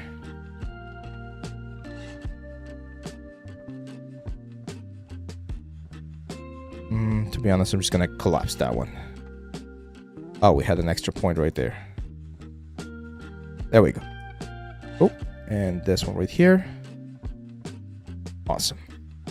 Mesh display, soften edge. Excellent. So that's my my low poly right there. Okay, cool. So now we need to go through the next stage, which is a little bit of organization. So if we go back here to the high poly, as you can see, we got a bunch of lids for some reason. That's probably some like rogue triangles, like somewhere. So I'm just gonna grab this 4 guys right here, and I'm gonna shift P to get them out of the group, and then this whole group right here, this lid high, which is, as you can see, it's like that super weird like elements. I'm just gonna delete those, and we should be left with this guy right here. So there was like a weird poly group or something, and we do need to rename these guys. So this 4 guys right here, I'm gonna rename them lid underscore. So we get lid 1 2 3, where it's gonna be lid 0, and then 1 2 3 4 5, and then this is gonna be underscore high, underscore high. Just copy that to make this a little bit faster. Underscore high and underscore high. And all of those guys right there are going to go, of course, into this group right here. This group right here, which is going to be my high poly. 2 3 4 here. Just P. Awesome. Let's take a look at all of this guys right here to make sure that everything is where it's supposed to be. Seems like it is. And the next thing that we need to do, this is going to be called my cooler underscore high. So this asset is ready, right? Like this high poly is ready. So I'm just going to grab everything right here. Make sure that they're exactly where they need to be. Yeah, I'm going to save. Thank you. And we're going to export this as an FBX. Let's go here to the cooler. That's going to be cooler high. Awesome. Now, the very and super important thing here is we need to have a group with a low poly that has all of the information. How far are we going to get? I want to get as far as possible. I might not be able to do the full texturing thing because we're still missing UVs and bakes, but that should be fairly simple or fairly fast. So here on the group high, as you can see, we have all of this guys right here. We need to make sure that the name is set to only low. So none of those like weird numbers, and everything should match, right? So in this case, we have 1, 2, 3, 4, 5, 6, 7, 8, 9, 10, 11, 12, 13, 14, 15, 16, 17, 18, 19, 20, 21 assets. And I'm going to grab, of course, this guys right here. Get them in here. We should have 21, right? 1, 2, 3, 4, 5, 6, 7, 8, 9, 10, 11, 12, 13, 14, 15, 16, 17, 18, 19, 20, 21. Perfect. And once we have that, the next thing that we need to do is we need to make sure that we have the exact same elements. So for instance, here we have corner bolts high. Or let's take a look at this one. So, okay, so that's not corner bolts, right? Like that's braces. So we need to look for the name here, or hinges. So that's hinges high. I'm going to go here to this ones right here. I'm going to call them hinges low. Now we should be able to change the name of this ones to corners bolts low. There you go. That should match with what we have on the corner bolts high. And then if we go here to some poly surfaces, we got 1, 2, 3, 4, which are the lids, which need to match the exact same one. So that's lid 3, Control C. So that's going to be lid 3 underscore low. And then this one's going to be, I'm guessing, lid 2. And this is going to be lid 2 underscore low. Lid 1. Is it this one right here? No, it's this one actually. So lid 1 underscore low. And lid 0, it's going to be this one right here. Lid 0 underscore low. Awesome. So now every single one of this guys right here has its own like a mesh, right? So this one's going to be called cooler underscore low. That's going to be my low poly for this whole cooler. Grab everything, file, export selection. And this one I just like to call cooler because it's like you of course know that this is the low poly, right? Let's see. Next thing before we go into the UV section. So I'm going to grab all of this guys right here. And I am going to make sure that they have the exact same material. So I'm going to assign a new material. And this material is going to be called M underscore old cooler. Because this is the material that we're going to be sending eventually into Substance Painter. So we want to make sure that this is like remembered or saved. And look at that. Right on point. 19,384 triangles for this whole thing. Which again, for something like this, I think it's perfectly fine. Can we optimize this further? Of course. But in this case, I think we're perfectly fine. So export selection. And this is going to be again cooler right there. Can you please review my portfolio? I don't know why, but whenever you do Discord portfolio session, it's always closed. So remember, Kaiv Shuk, we do portfolio reviews at the end of the month. The post opens randomly, so you need to be on the lookout. It's usually like a couple of days before, so just like be paying attention. Like if you check every day, like next week, like around this time, every day, like starting like Monday, if you check the portfolio review section, you should see it open. So there should not be an issue right there. I'm gonna grab all of the elements here on the low poly, and I'm gonna say mesh display and soften edge to make sure that everything is like softened. We do get some weird shadowing right there. I'm not too worried about it. I'm pretty sure the normal map is gonna be able to take care of it, but just keep in mind that that might be something that you need to fix with some like a normal map like a contribution or whatever. But that's it. So I'm just gonna say file, export selection, again cooler, and we're ready to go into the UV stage. So, UVs, super simple, super simple. We're gonna go Rizom here. We're gonna go Rizom. Yeah, set to face can fix it, but to be honest, I don't like using it as much, especially for this organic stuff. With 20k, will it qualify as a hero asset or more like a random environment prop. Again, nowadays poly count is really not that much of a constraint. If this was for a game like the new Resident Evil, for instance, then 20k is perfectly fine. Back in the day, you might need to optimize it even further, right? But 20k is not something that I would be worried about. Like right now, you can have a scene with, I don't know, like a room can be made out of 10 million polygons in the environment side of things, and you're gonna be fine because, again, it's something that engines can handle quite nicely nowadays. Let's go to the download, the test up, cooler, and we're gonna use this cooler. Hit open. Oh wait, did I mess this up?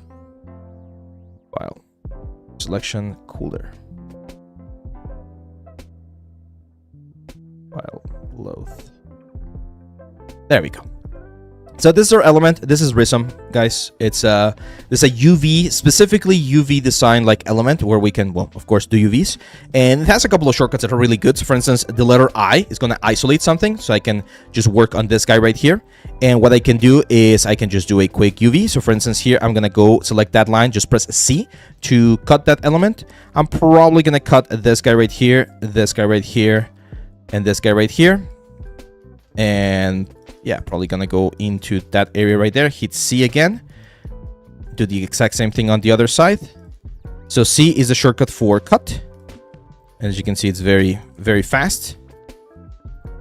There we go. And then I just press a U to unfold. And boom, we get that.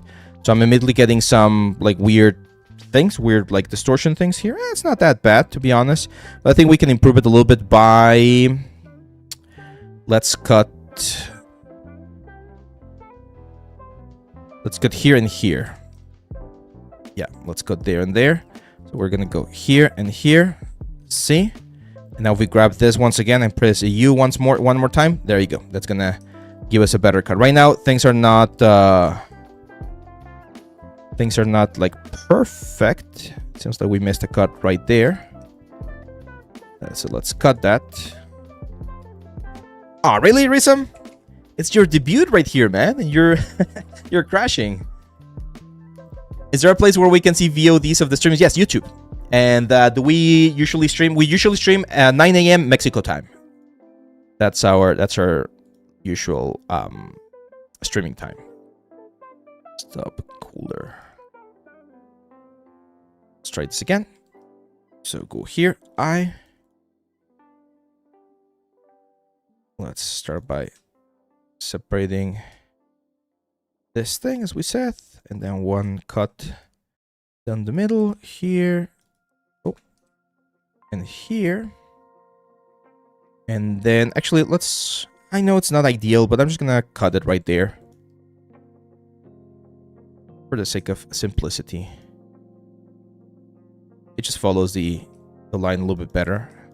Oh, wait a second, that's why. That is why. It seems like we have a handgun. And handguns can't crash softwares. That's why handguns are so disruptive, right? Here. See that right there? So I'm just gonna have to like bridge that thing. It's really weird. I did not catch that handgun. I'm guessing it's when I was trying to do some like deletions right here. I wanted to delete those guys right there, and it seems like I messed up. That's fine. That's how you learn. That's how you improve. Again, delete history, freeze transformation. Let's export this one more time. Oh. Export selection. Selection, yes. File, load.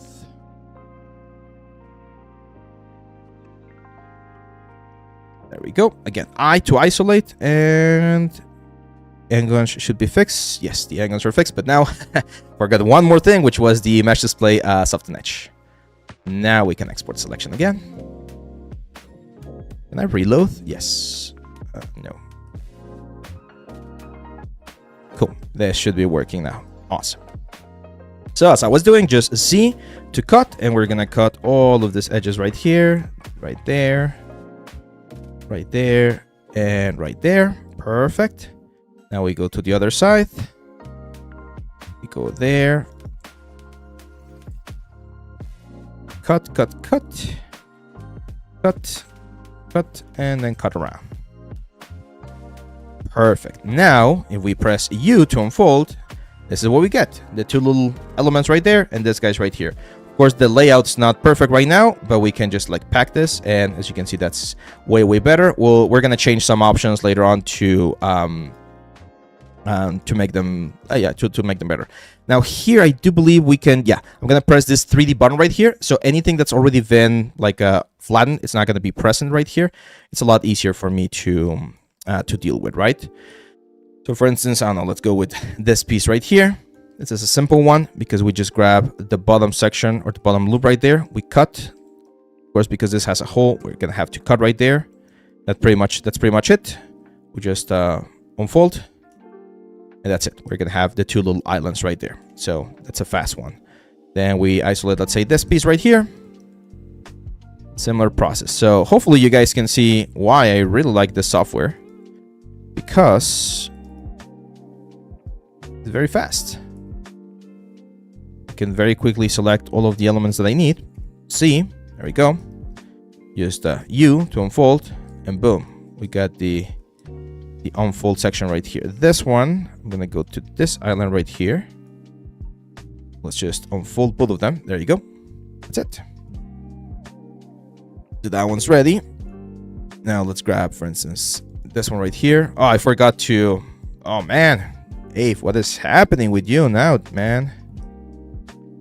Forgot to do. Look, that's an angon, right? Like the big flat face here on the top. I actually don't think we're gonna need to do too much on this piece right here because it already has a cut. So we could try just unfolding. Yeah, in this case it worked. I'm gonna definitely go back into Maya and fix that, because you do not want to have angons that can like really mess you up. Go again to edge. So this one I'm gonna cut the edge on the top, and I'm gonna cut the little corners right here. Those little corners are gonna allow, especially on this guys right here, they're gonna allow me to have a cleaner unfold. There you go. That's it. See how fast it is to unfold? Let's isolate this guy right here. Similar principle. I'm just gonna cut here on the back, here, here, and here, here, here, and here. Cut. And unfold. Perfect. Now there is, for instance, I'm gonna isolate this one right here. Just grab a corner and this guy right here.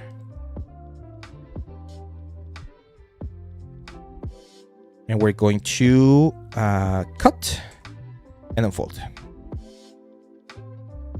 It's almost like magic. Most of this ones right here of the little bolts, I don't even think we need to do anything. We can just unfold. Yeah, as you can see, most of the bolts we're just gonna unfold. That's not gonna be an issue. So one thing we can try here is I'm gonna grab everything. Let's save before anything bad happens, and I'm gonna try unfolding. So as you can see, a lot of things disappeared. All of the things that disappeared are things that are or were ready for the unfold like action. So that was fast. So all of the bolts, right? They were already quite flat, and we're gonna see, like, if there was any mistake, we're gonna see in just a second. Scattered Brain Art says, just found your channel. This is amazing stuff. You're welcome, my friend. Is there any real difference between unwrapping in Blender than Rizom? Rizom has a bunch of better tools, to be honest, but technically, no. Like, you can pretty much do anything that you're seeing here inside of Blender, and it's gonna be quite similar. So now this one here, I'm gonna go. Yeah, that's a great cut right there. So I'm just gonna hit C for that, and I'm probably gonna go around this thing right here. You do like the caps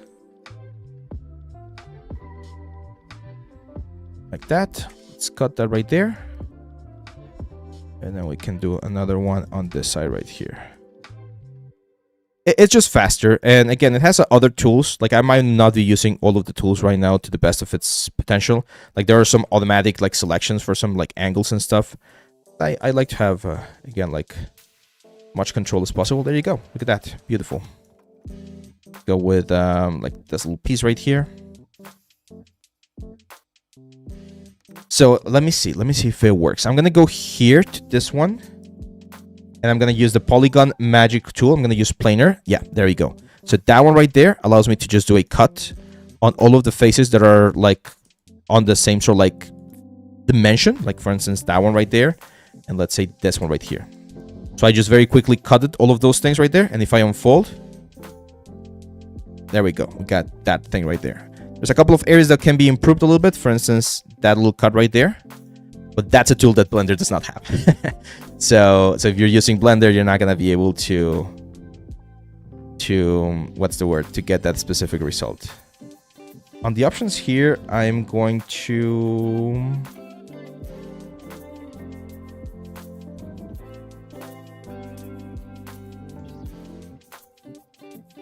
There we go.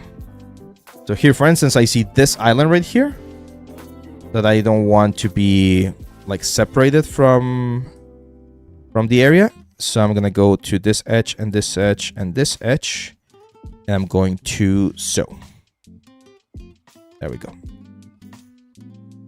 As you can see, we get a very, very easy, very easy construction of this thing. So here I'm going to use the patch tool again, the automatic one. I'm going to use best orientation finder. Yes, it's going to be like this. I'm going to combine it with this, that right there, and this right here. So all of those islands, I'm just going to hit, I'm just going to hit C. And that added a cut. And then I'm going to select this island, this one, this one, this one. And this one I'm going to hit C again. It's going to add another cut. So it's one of the caps. And then, I'm probably gonna... Let's do this other section right here. Just hit C again. Now if I grab everything, hit U. There we go. Perfect unfold. Super fast. Latcount says, Rizom is a great program, very fast and convenient, but I still haven't figured out how to preserve hard shelf edges after exporting the model back to my art Blender, and it's really frustrating. I'm gonna have to check that. I'm not entirely sure. Kepka says, save. Thank you. Yes. Also, what if you had to do one bolt manually? How would you replicate the UV on the other bolts? You can transfer the UVs. You can transfer that manually. And Rizom has an option here that's called... it's called... what's the word?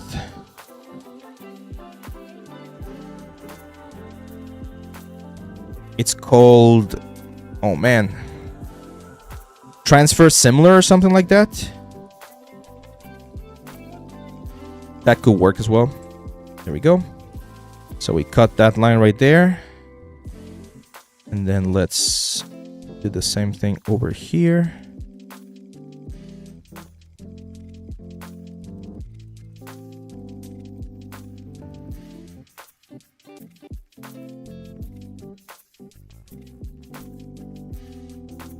All the way over here. There we go. See? To cut. So now we have both caps, and then I'm gonna go manual mode here. Got this little caps right here. But a lot of the boxy stuff, we can actually save ourselves a lot of time by just doing automatic mapping. I know automatic mapping is something that I've mentioned before. That's like, oh no, you should not do it. It's not that you shouldn't do it. It's just that you need to be careful on where you're doing it. So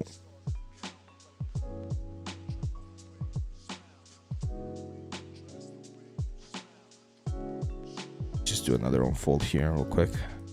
So here's the cool thing. I just saved this thing, and this is actually sort of like bringing in the low poly. So I'm just gonna open a new scene here inside of Maya, and if I import the low poly once more, I'm sure, like again, like Rizom can do it. I just don't know exactly where. And for instance, this piece is right here, right? If we go back to Rizom, we're missing all of those pieces. That's a big one. And what else are we missing? That's like relatively simple. Like this two little blocks right there.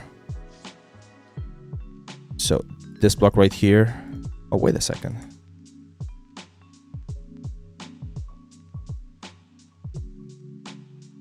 What the hell?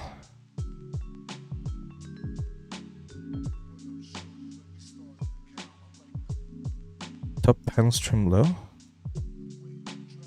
Oh, all of this is a single one. Okay, that's fine, that's fine. So I'm just gonna grab both things right here, which again are part of the elements that are missing a lot of UVs. And if we do go to the UV editor, you're gonna see that we have a mess of UVs. So what I'm gonna do here is I'm gonna do UV and automatic mapping. And as you can see, we get this, right? I know this seems like it's a lot of cuts and a lot of elements, but we have a lot of blocky elements. So this is perfectly fine. Like it's not that big of a deal for this particular element. Same for this guys right here. Like I could just do like automatic mappings. It's gonna add a little bit more cuts than we might need, but shouldn't be that bad. And one of the cool things is we can like sew them back together if we need to. Another thing is, for instance, if before we do that, I do believe one of these braces is gonna have the proper UVs. Which one is it? Is it this one? Maybe it was this one. Yeah, this one has the proper UVs, as you can see right here. So what we can do is we can transfer the UVs to this, like to the other pieces, or we can just like again mirror and republish or just do the whole thing again, right? Now here's the thing. I am going to close Rizom real quick, and then we're gonna export this again. File, export selection, folder,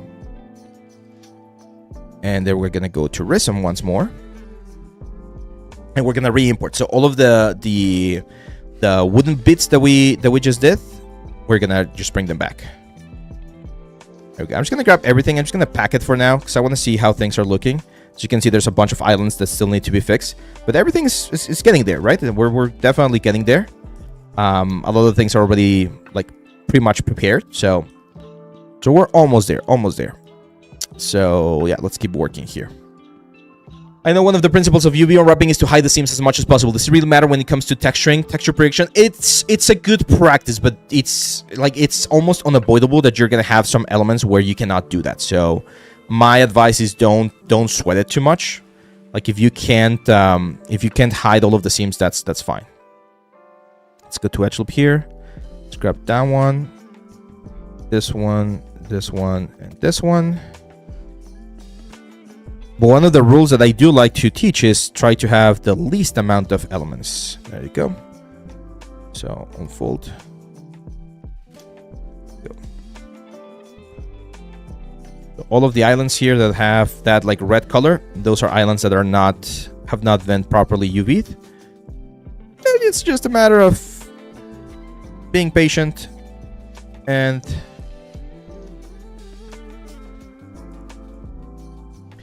enjoying the process. There you go. I know this is gonna be, or this has been a very technical stream, my friends. But this is, as we were talking about last week, you need to remember, in our jobs, when you're working in a project or in a studio, there's a lot of repetitive and tedious tasks. Like not everything is super fun. And you can extrapolate this to pretty much any career out there, and it's the exact same thing, right?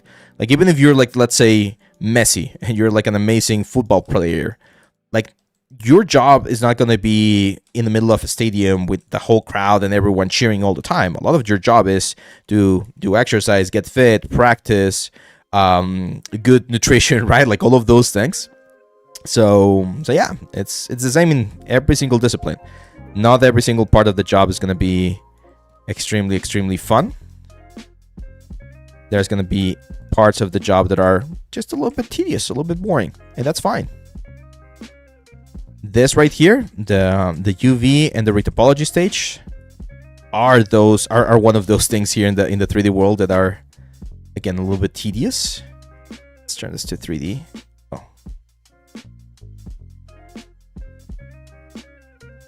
So just roll with it. Okay, so here, as you can see, we have no cuts.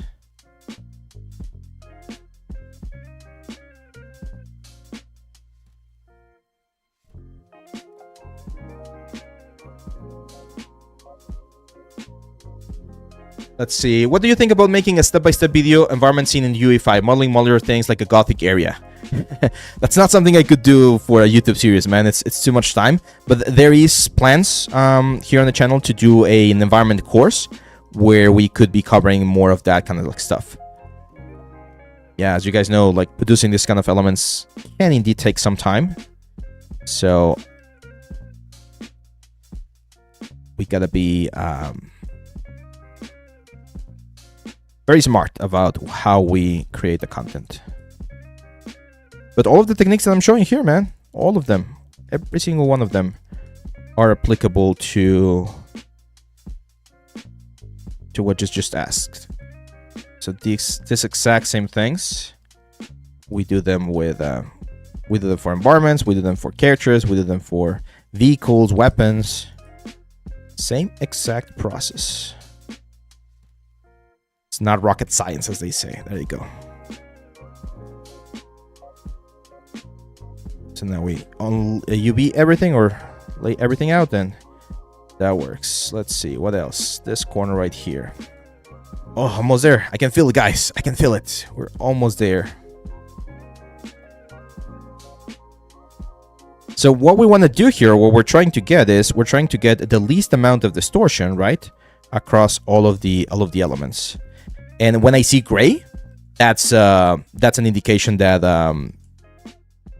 that the distortion is fine. So if you see some pieces like this ones right here that are way too blue, that's an indication that your unfold is not working properly. A lot of this are, again, like very simple to do. For instance, this guy's right here, they're just flat, right? So I just need to grab one edge, cut that edge, and then unfold the other areas, and that's it. That's why I really like Rizom, because again, someone was asking, oh, can you do this in Maya or ZBrush or Blender or whatever?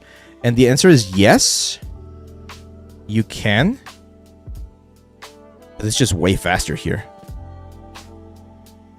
because all of the tools are literally on a shortcut, so I can very quickly do my cut. Like if I was doing this inside of Blender or Maya, it would probably take me like an hour or two. And right now, even though it's definitely taking us, you know, a little bit of time, it's nowhere near close to that. There you go. Almost there, almost there. So got this one right here. I'm guessing, yeah, it has a backside, so I'm just gonna cut it, unfold. And for this one, just cut it, unfold. Anyone sees more red? I know we have the hinges over here. Yeah, that's an easy one.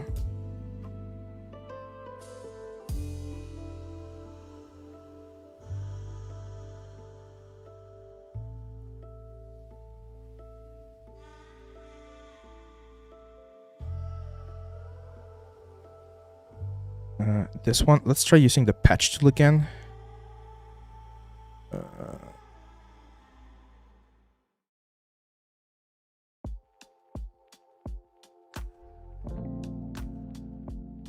There we go. Cut.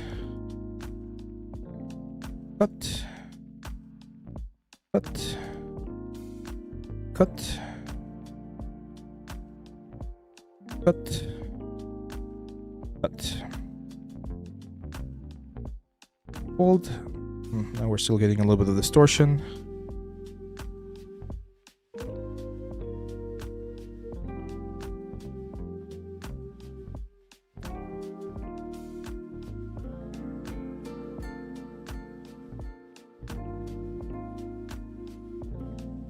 The most important here is that islands are actually cut from one to the other. Seems to be nice. There you go. Oh, missing a little bit here.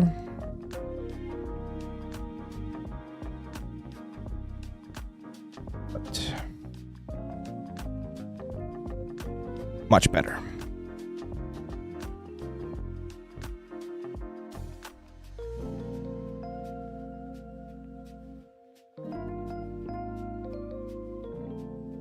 What do you think about Marvel Studio layoffs? Oh man, it sucks. It sucks, but I was looking at someone who was making a very interesting prediction. And he said that this has happened before. And it happened on the time when Disney went like bankrupt. Well, not bankrupt, but when they were having a lot of issues with what's the word? With like the creation of their movies and stuff in the like 80s. And when that happened, and animation seemed to be going out of like business or out of fashion, one thing that happened as well was the fact that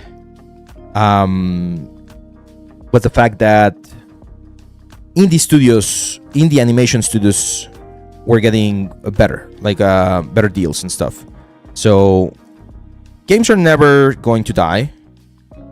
Movies are never going to die. But what's going to happen is there's definitely going to be a shift in the industry. So if, for instance, Marvel movies now, without a good artistic direction, start falling out of grace, which has happened to them in the past couple of years, well, what's going to happen now is people are going to start going to watch other things, right? Like other types of productions. I think that's fine. I think that's a good idea, or a good thing for movies to go through.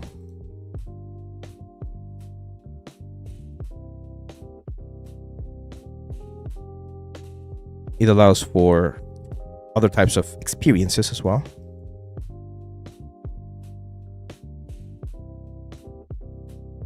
What do you guys think?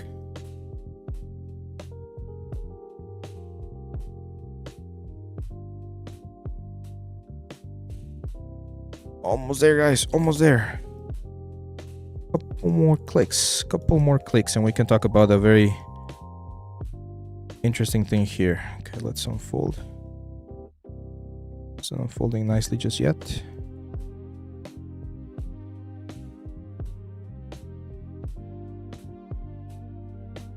This is Rizom UV, my friend. Rizom UV.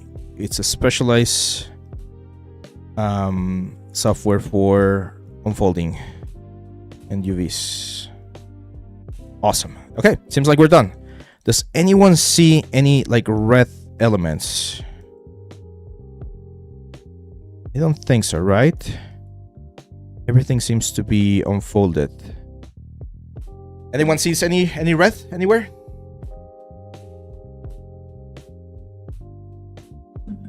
ZBrush or Marvelous Designer for table cover? ZBrush.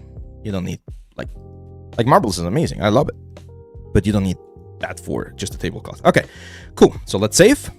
And now we are gonna go into the next stage, which is like properly doing like an unfold here. Let's unfold everything. And we need to optimize this. So I'm gonna optimize. It's gonna try to unfold things a little bit better. And then we're gonna pack. We're gonna pack everything and see how things are looking. So this is what we get. If we go here to our preview, we can actually use a grid element to see how the textile density is looking.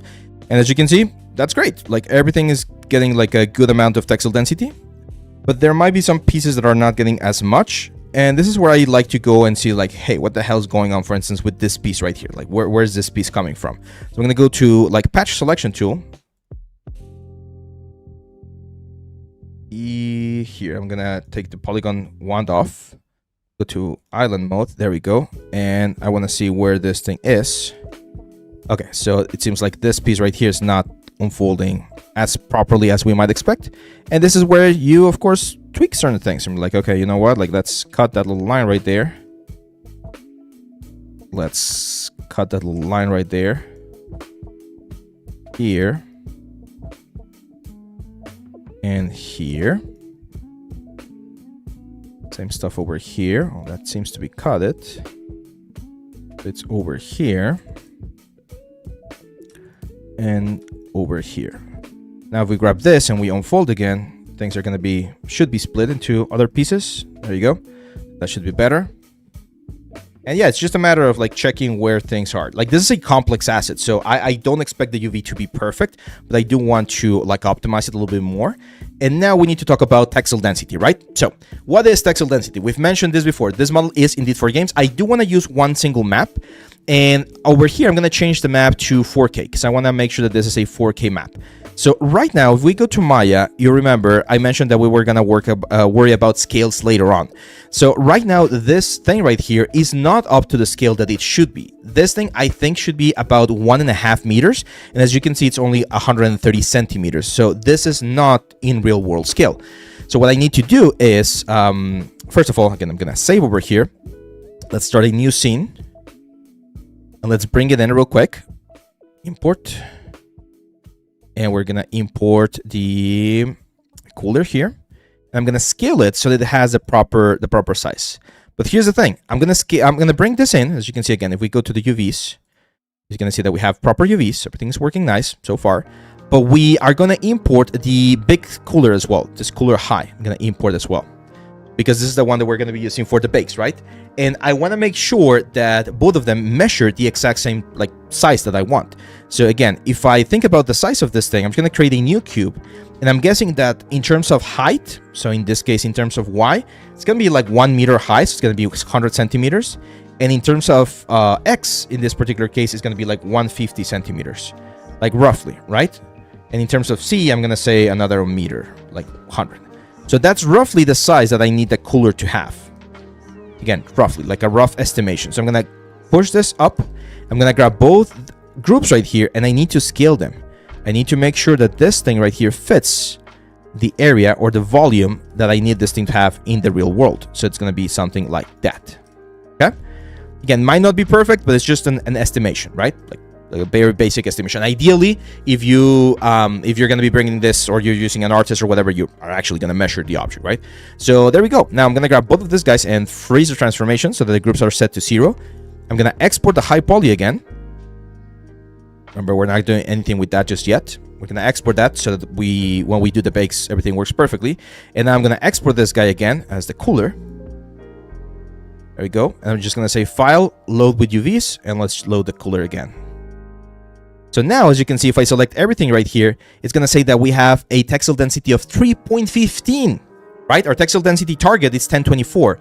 So with a 2K map, we have a textile density of 3.15. That's very low. That's very low for this thing. So this is where UDIMs come into place, right? Or into play. Because what we can do here, or we should be able to do, is we should be able to give me a couple more UDIMs so that our textile density increases. So I think if we're going to be working at 2K resolution, which is, again, like very standard, I think we can have 4 UDIMs. I think 4 UDIMs is going to be a good amount. So here, let me check Windows, packing. I'm in the packing. Where is it? Let's go edge mode.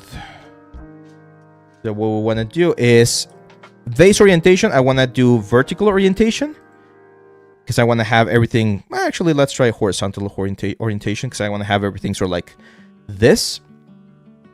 And then where are my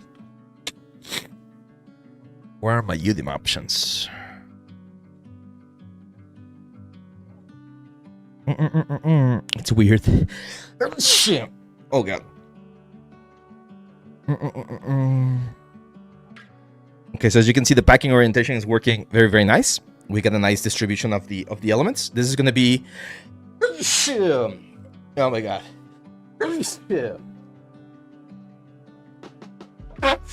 Oh my god. Sorry about that, guys. I get my allergies at this time of the year. Yeah, there are some red ones. They're probably just like very small. I don't mind them. Okay. Yeah. Thank you, guys. Thank you. Where is my option here? There was an option for the...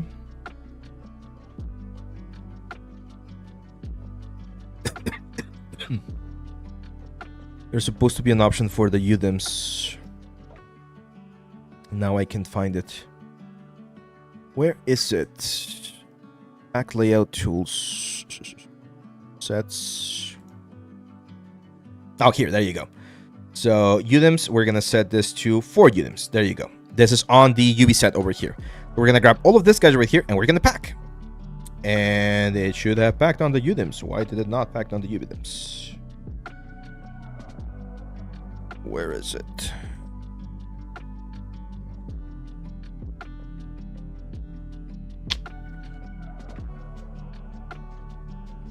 Is it a good time to ask a 3D? Yeah, Artimation, we don't usually do reviews of assets during like our normal live streams. We do that during portfolio review. If you want to do that, Artimation, make sure to go into our Discord channel, join there, and be on the lookout for when we open the submissions. We're gonna do that next week, so you can do that next week. Where is it?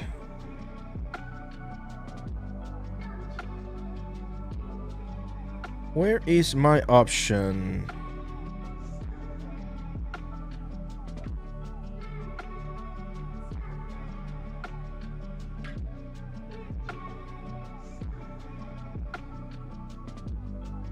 I'm not sure where this. If anyone has used Rizom recently, 'cause this is one of the new versions, and I can't find it. I can't find the packing options here. That should have been it. Items.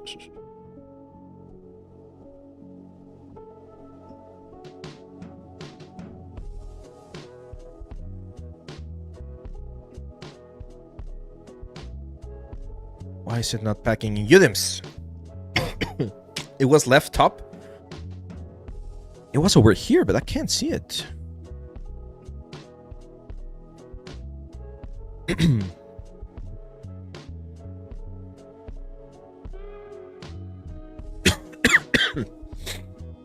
So you're really using for every separate thing? I checked out some of your lessons and you were using Topogon for Retopo, ZBrush for sculpting, UV for this thing. Yeah, I use a lot of stuff. You can keep it simple and use a small amount of tools. But the more you sort of like grow as an artist or like try different things, you're gonna see that that you can, well, try like a bunch of different elements. I'm really curious why this thing is not where it's supposed. It's apparently in packing properties. I am in the packing properties and it's not here. Equalize, textile density, auto fit, horizontal. Okay, let's save. Let's open it up again.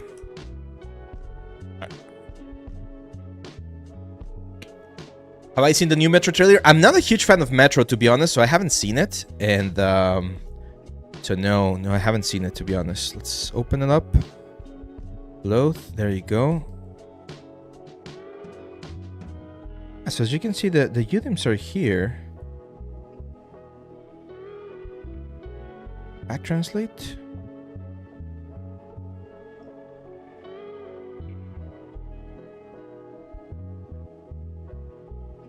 Okay, let me try something. I'm just gonna move them and then pack. There you go. Ah, interesting. Okay. So, for whatever reason, it kind of wants to have all of these things right here. Oh, okay. Why is it doing that? I mean, it's doing kind of what I want, but it's not doing it the way I want it, because as you can see, the elements are not... Like, the textile density is not uniform.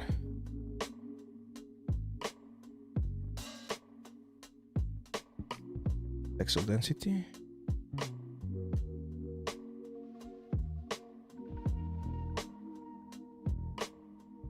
What the hell, man?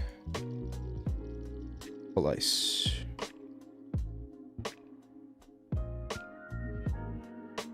Nope, it's not doing what I want, unfortunately. It's really weird. I'm gonna have to go back and check why this is not working the way it's supposed to work.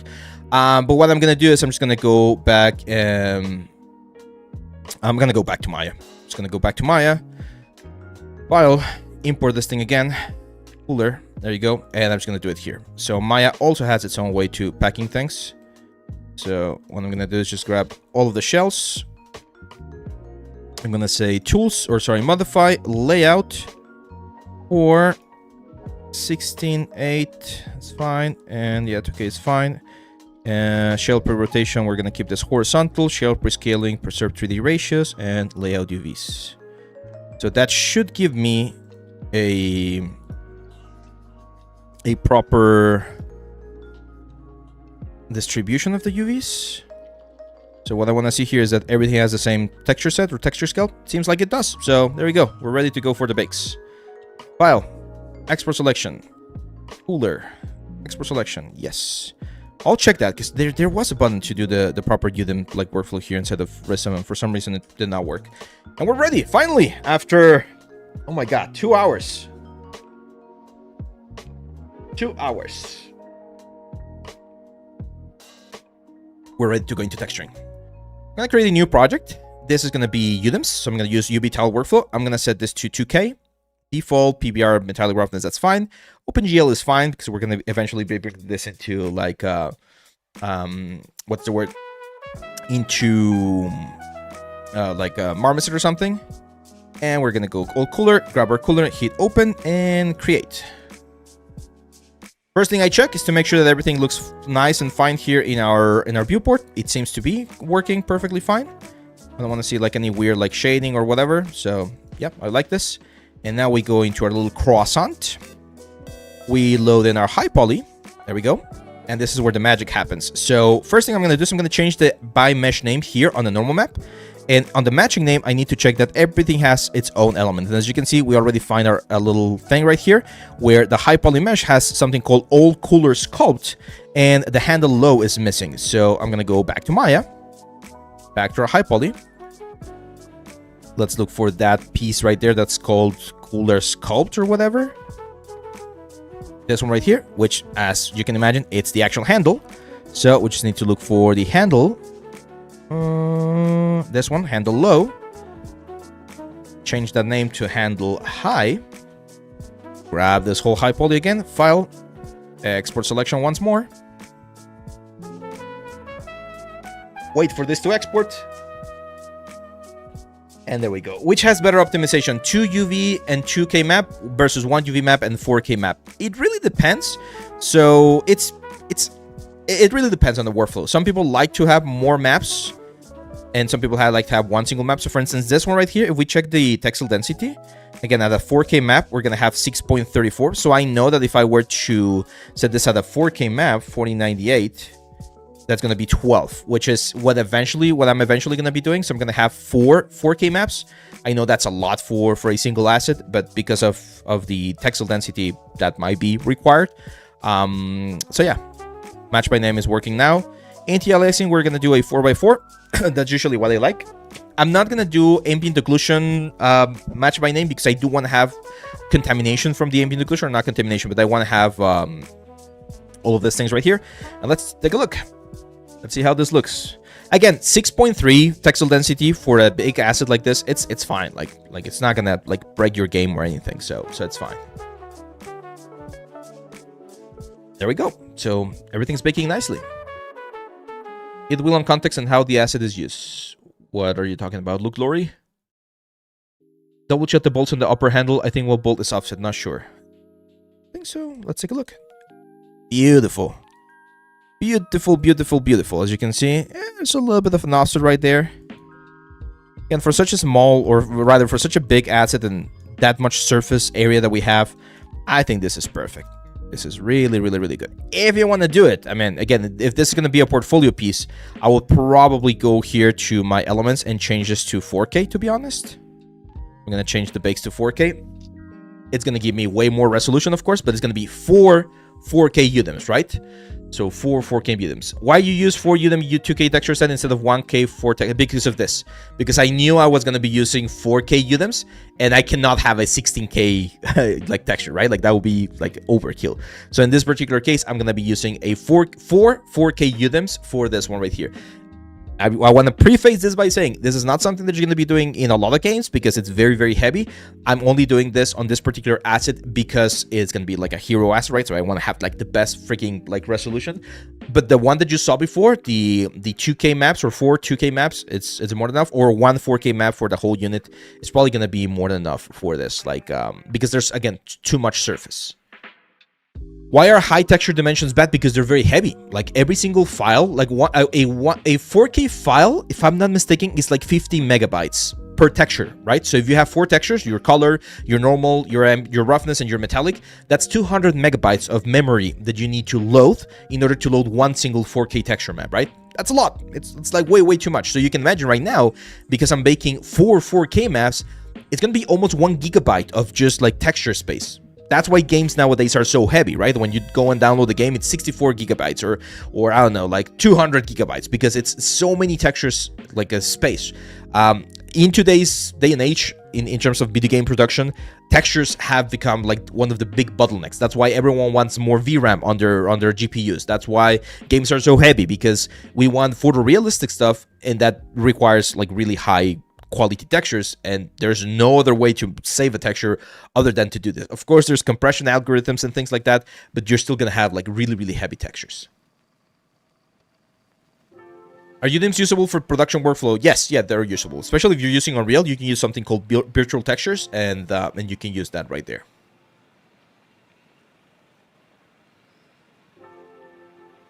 Do you think indie is the way to go for juniors nowadays? I think it's a really good what's the word, growth to at least get your foot on the door, get some experience, and you never know, you might be part of one of the big indie games in the next couple of years, similar to something that happened to like Expedition. I know Expedition 33, it's not like a completely like natural indie game, because there was money involved, people were already experiencing some of the areas, but that can happen, right? Like that can happen. You can be part of a small indie team and boom, you get like a huge hit. So I do think indie is a good way to go, but of course always look for a paid gig. Like you don't want to be doing this for free. When UV unwrapping environments, assets the UV unfold goes too big. No, so no, that's a different approach, Jugrak. So when you're texturing environment pieces, you are going to be using other techniques. That's why environment, it's its own sort of like thing. Because in environment pieces, you're going to be dealing with trim sheets. You're going to be dealing with tolerable textures. You're going to be dealing with masks and instance layer or layer materials. Like there's when texturing big assets, there's other processes involved, not necessarily the processes that I'm showing right here.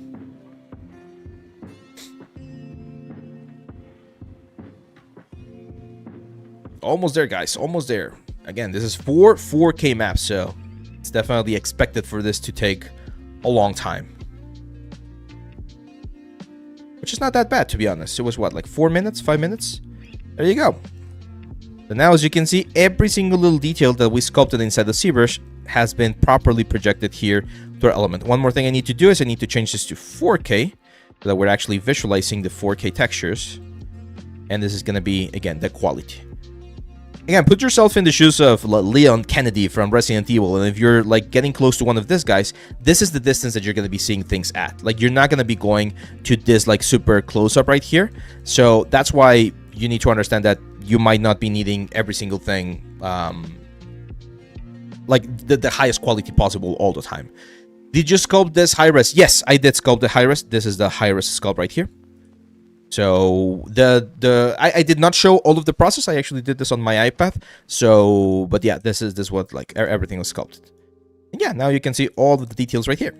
And now it's time to start with the texturing process. So we're gonna do texturing for roughly an hour, just a little bit of a process here.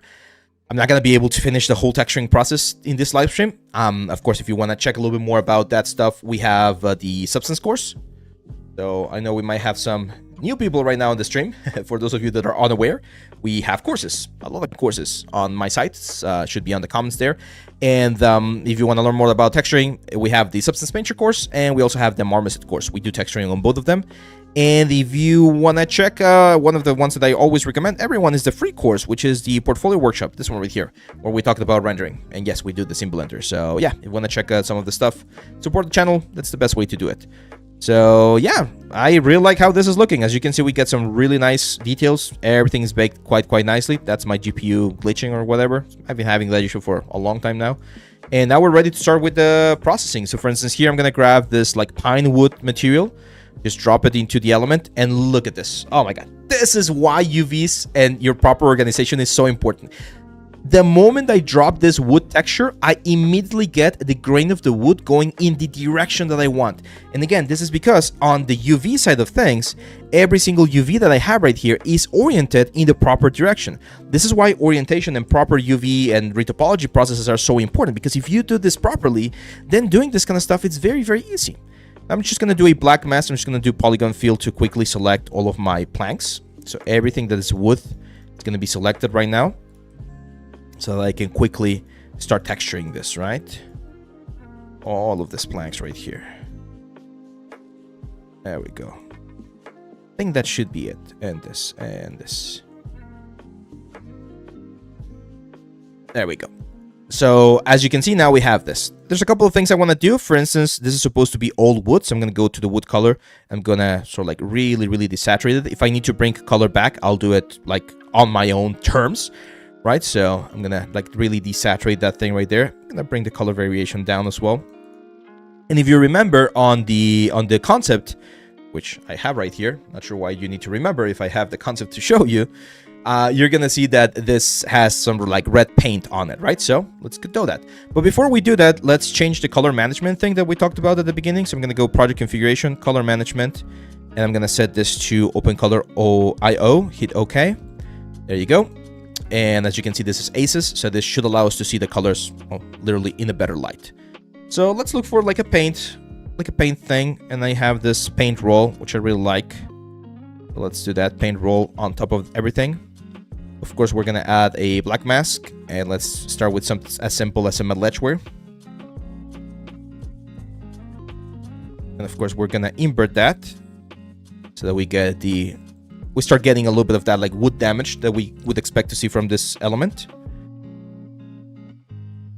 Sample the color here, like a very dull red. There you go. Just gonna saturate it a little bit more, maybe darken it a little bit.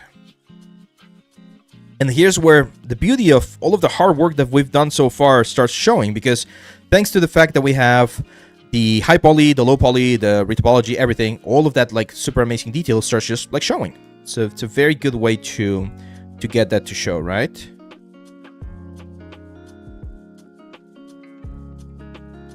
This one, I'm not sure if it has height. It seems like it does, so I'm gonna push the height a little bit higher. There you go. Because I wanna see the detail, like kind of like the paint sort of like peeling right from the element. Maybe that's a little bit too much. So something less. There you go. And then as you guys know, I like to use some sort of like grunge map or something to break this up a little bit. I'm going to use this grunge map and multiply it against everything else. In this case, I might need to like divide.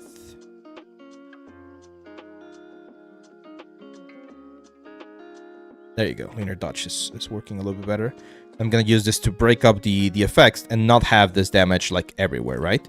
So without this, the damage is very constant. It's pretty much everywhere. And with this, we get rid of it. So that's a good way to work with that. Yeah, I really like this. I really like how this is looking. And now I'm going to add a paint layer. And what I want to do is I'm probably going to grab a brush. Something like this, the Dirt 2. And I'm manually going to go to some of these elements where it doesn't make sense to have damage, right? Or to have paint, rather. I'm going to start adding the storytelling. So, that guy right there. Pretty much all of the holes that I sculpted inside of Substance. This is what I want to patiently go through and remove some of the paint, because it makes no sense for paint to be there. It's supposed to be damage, and therefore it's supposed to show, or we should see the old wood underneath. And we might have a little bit of paint remaining, but usually not. This is my favorite part of the process. Oh, actually, sculpting is also one of my favorite parts. But this part right here, I really, really enjoy. The texturing side of things. Because this is where you can go in with the famous storytelling, right? So every single one of this like damages and things that we're adding tells a story. So for instance, I see here on the reference that there's some like big spots on the bottom section right there. This is where we can start adding those. And we can play with a little bit of opacity. And you can imagine that there's a little bit more damage and removal of this paint on this bottom section. I still think the wood is a little bit too bright, so I might make it a little bit older, even older. Yeah, there you go. Maybe not that much though.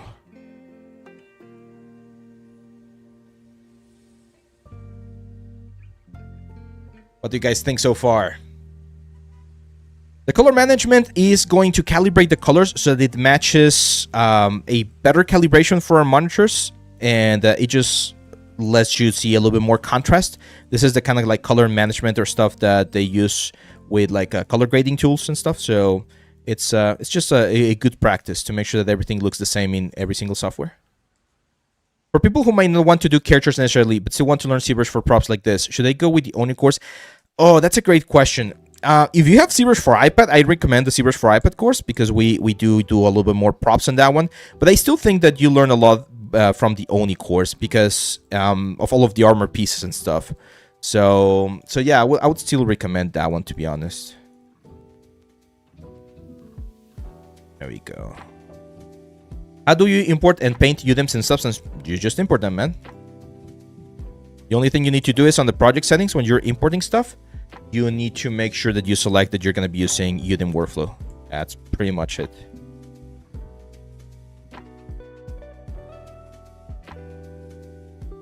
There's no secret like magic or anything to it.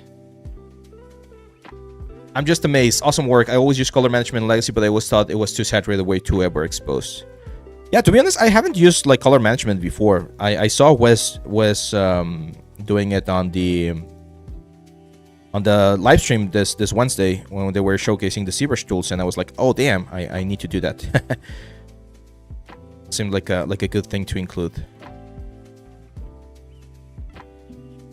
For instance, here people are going to be holding or grabbing this part of the lid, so I would expect to see, a little bit more damage on those areas.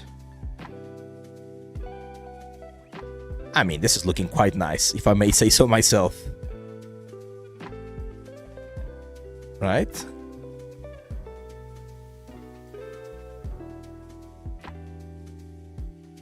And it's all because of the process. You gotta trust the process, guys. If you trust the process, then this becomes super, super easy.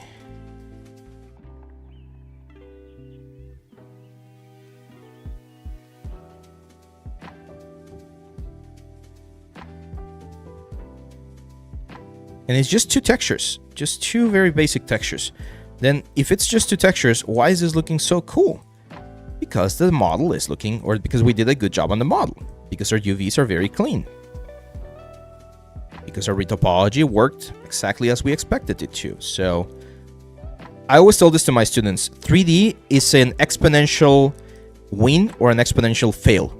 If you do a shitty job when you're sculpting or when you're modeling or when you're doing UVs, and you try to save that like bad process in the next stages, it's not gonna work. You're gonna fail. Like, it's literally not going to work.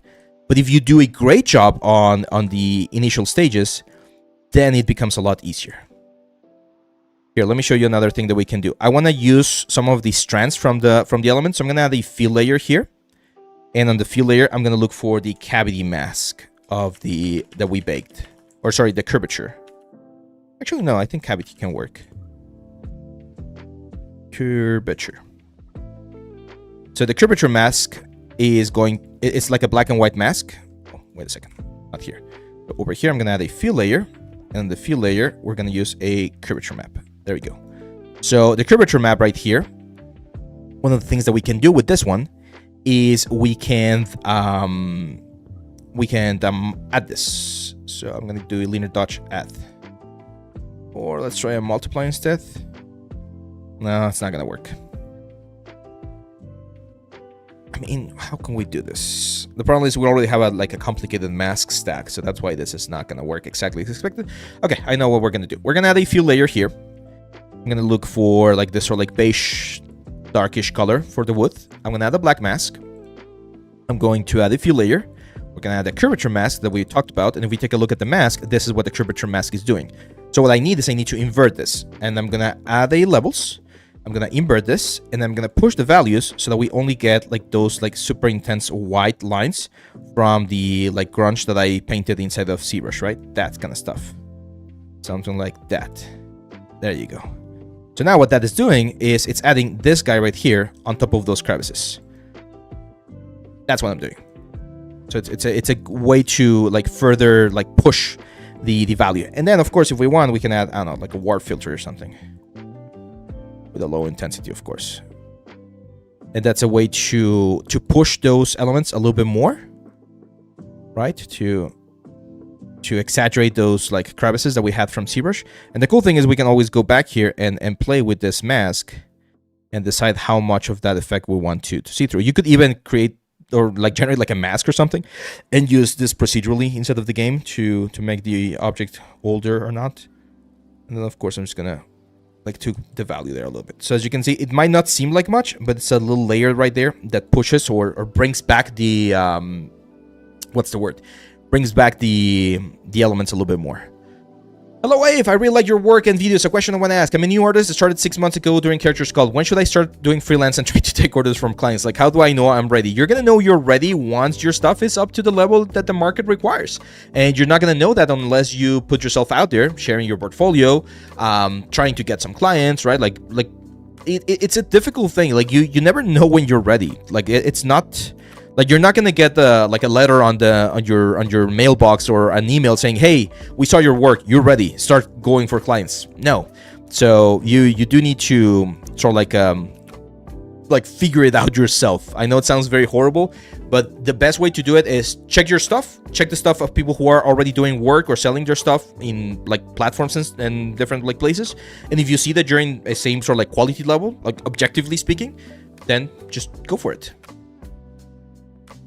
How often do you cut corners in production? Lately, I'm getting clients that are requesting for whatever results as long as it's done quickly. It's quite common to cut corners in production, to be honest. It's quite common, unfortunately. Cool, so this is my wood. I do want to add a little bit more detail here to the wood before we go to the metals. And again, this is just like a base construction, guys. Like I'm gonna spend like a couple of more hours. As I mentioned earlier, this is a test that should take you about 20 hours. I spent last week when we were doing the live stream, we spent 3 hours doing the modeling and the sculpting. Then I spent another 2 hours doing like high poly sculpting. Today we spent 2 more hours doing Retopo and UVs. So that means that we're up to like 7-8 hours roughly of work. I'm gonna say 10 hours just to be safe. We've been doing this for 10 hours, so I still have 10 more hours to really polish the what's the word? All of this like texturing work, right? Like I really want to make sure that the texture looks very nice, and that's definitely gonna take some time. One thing I'm noticing on this paint roll is that the stroke density is a little bit big. No, it's not the stroke density.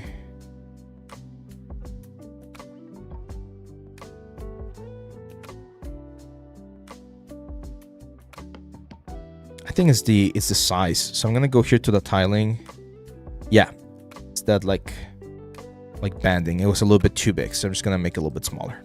There you go. For an artist, wouldn't they expect it to be one material texture set for a project like this? They will tell you. Like in this particular case, they would tell you what they are expecting from you. So I would recommend you try to do it in one 4K texture set. But again, in this case, because I do want to use this eventually for my portfolio, I'm going a little bit overboard. I really like, no, what?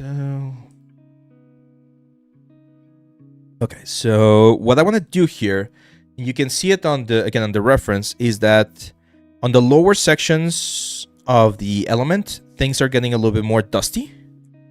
Let me see if I have another... Yeah, like that. So it's a little bit more saturated here because it's more protected from the elements, and it's a little bit less saturated down here because, I don't know, like splashes or rain or whatever is going to be like affecting it. So I'm just going to add a layer here. It's going to be like a dust layer. So I'm going to go with this like yellowish tone, something like this. And I am going to set roughness. So I'm going to keep the roughness a little bit up for this one. Add a black mask. And then I'm going to add a generator. And this is going to be a position generator. So the position generator is going to be going up and down. In this case, I'm going to invert this so that it's going down right there. It's going to give me that sort of like dusty feel right here. But as you can see, if I take a look at the mask, it's a very boring mask. It's very simple. There's a couple of things that we can do. We can use the texture right here. So for instance, if I look for, again, like a grunge, I can use a grunge texture on the position map. And I think it should work. Let me see if it's actually doing anything. Really? It's not doing anything? Oh, that's really weird. Well, we're going to have to do this manually, so I'm just going to add a fill layer here. Let's do like a, I don't know, like a clouds. I'm going to do this clouds 2. I'm going to change this to triplanar projection. And then I'm going to multiply this. So what this is doing now is instead of having this very obvious, again, like flat, super like horrible gradient, the clouds is breaking that gradient, and now we're getting this sort of like dusty feel or dusty effect on the lower sections only, right?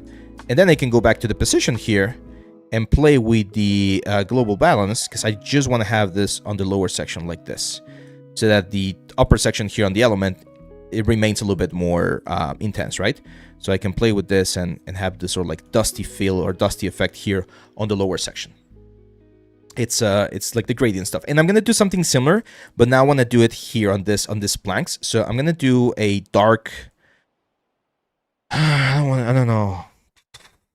Do I want to do it or do I not want to do it? I think I will do it. So I'm gonna add an ambient occlusion pass on this one. So I'm gonna go for a dark red color here. Add a black mask. Add an ambient occlusion generator. So this is gonna use the ambient occlusion of the element. Invert that, of course. As you can see, as I increase the global balance, the ambient occlusion is going to be a little bit more intense on this area right here, on this like corners, which is kind of what I want. But of course, I don't want to have ambient occlusion anywhere else.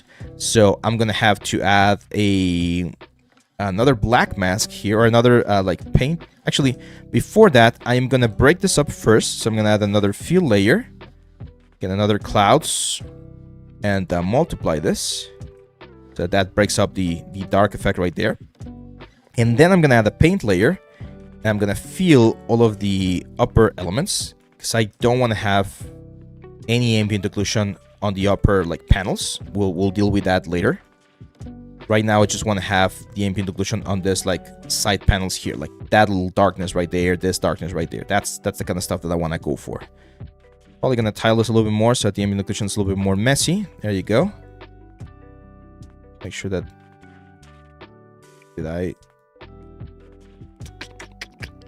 let's erase.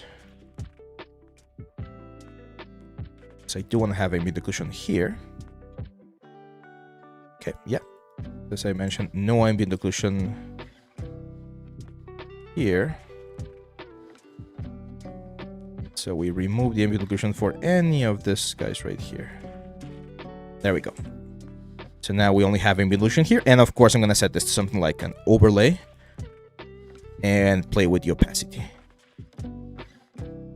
So now I've created a gradient, right? So these two layers right here, we're going for this sort of like flat element to a little bit of dust on the bottom and a little bit of dirt on the top, which again is going to just switch things a little bit. And if you ever need to like remove a little bit of the ambient occlusion, we can always do it, right?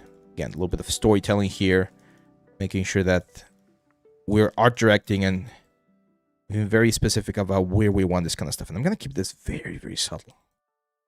It's just a little bit of like color change or color variation on those areas. We're still going to add like a logo or something later on. Okay. I just have 2 to 3 assets in my portfolio. What type of assets should I work on in the future? Weapons, props? Depends, man. It's going to be very difficult for me to give you a specific answer because I need to see your portfolio. You can submit it for next week when we have a portfolio review. Hola, Abe. How are you doing? I'm doing great, man.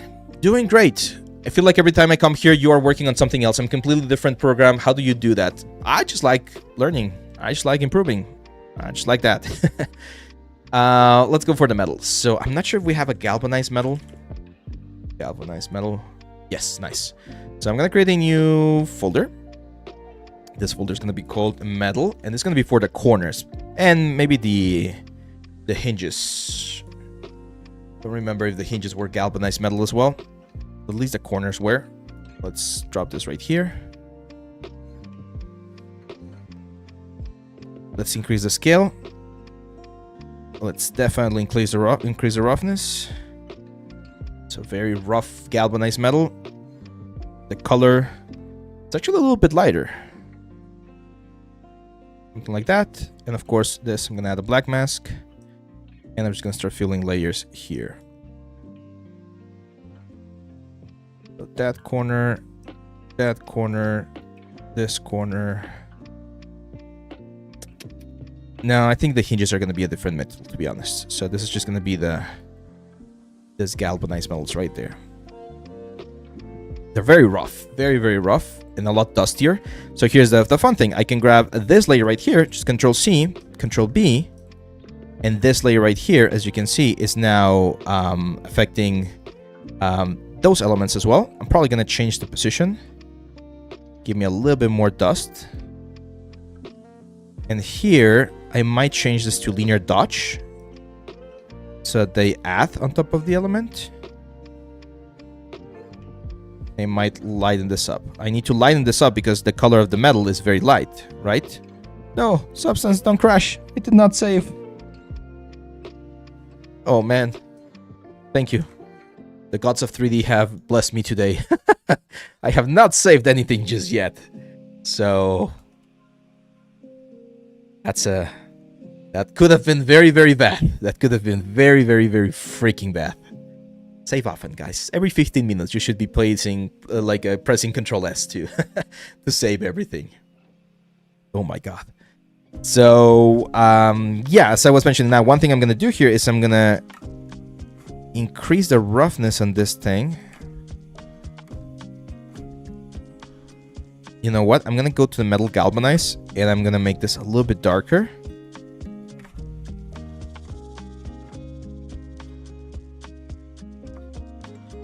I'm not seeing the dust. I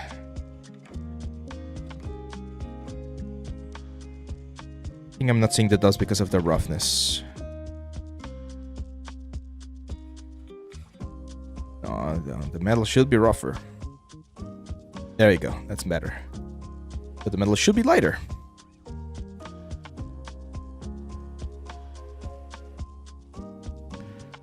Almost flat. We might have some other like bits that are gonna make it a little bit more interesting, but yeah. Did you disable all the save? I think so. I don't remember. I don't like all the save, to be honest, in most of my softwares, because it can lag your computer like in the middle of something, and I just don't like that.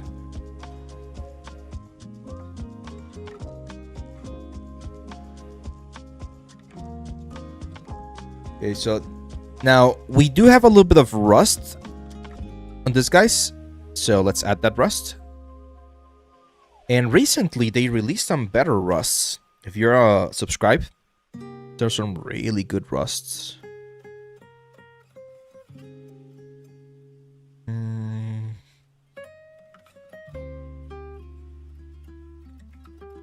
That one looks interesting. Let's try this, the cast iron rust.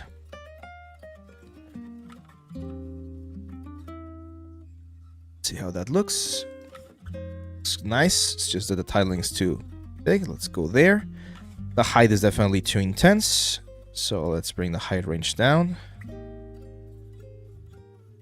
Then we're gonna add a black mask, of course.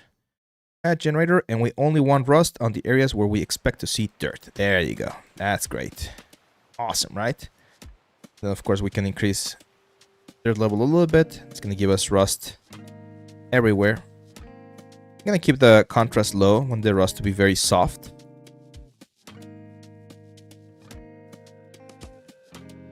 Interesting. I got like a weird black spot right there. I don't like that. So I'm gonna add rust, but I'm gonna manually add the rust here.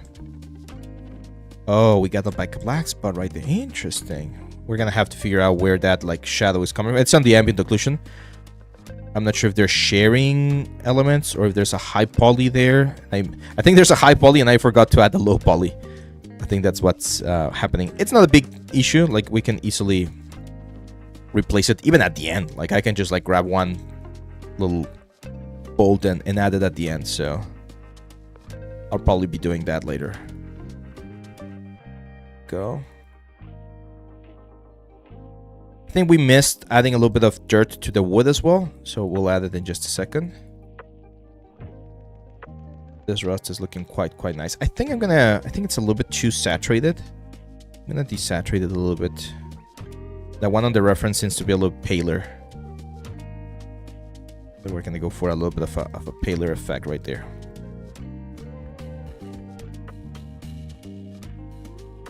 And again, we don't want every single corner to be the same.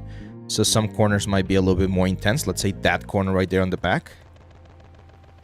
Right? So then when you see both corners, again, they don't look exactly the same.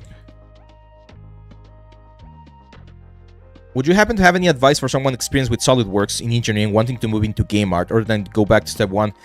I'm gonna give you a very, very interesting advice, man. Like, if you're making good money as an engineer, I would recommend you start learning game art as a hobby first, because I'm not sure if you've been told, but unfortunately, this is the reality in our industry. We don't get paid as much. Like, even if you're really, really good working at a very, very good studio, I don't think we get paid as much as you might be as an engineer. So I probably would keep my job as an engineer for as long as you can while you still start learning all of this stuff.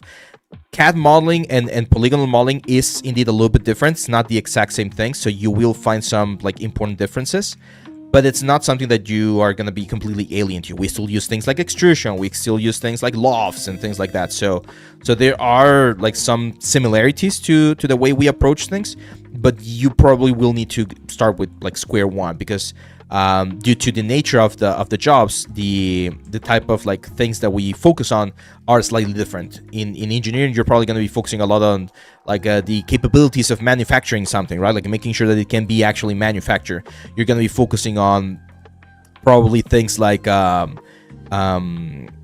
what's the word, like precision, right? Like it needs to be super precise. For us, we don't care about precision as much. We care about how cool and how nice it looks. So yeah, it's a little bit of a slightly different approach. Okay, let's add a little bit of metal edgeware. So I'm gonna add a new fill layer. It's gonna be very bright. It's gonna be metal. Roughness wise, it's gonna be a little bit shinier, not super shiny, but a little bit shinier. And this is gonna have a generator, and let's do a metal edgeware.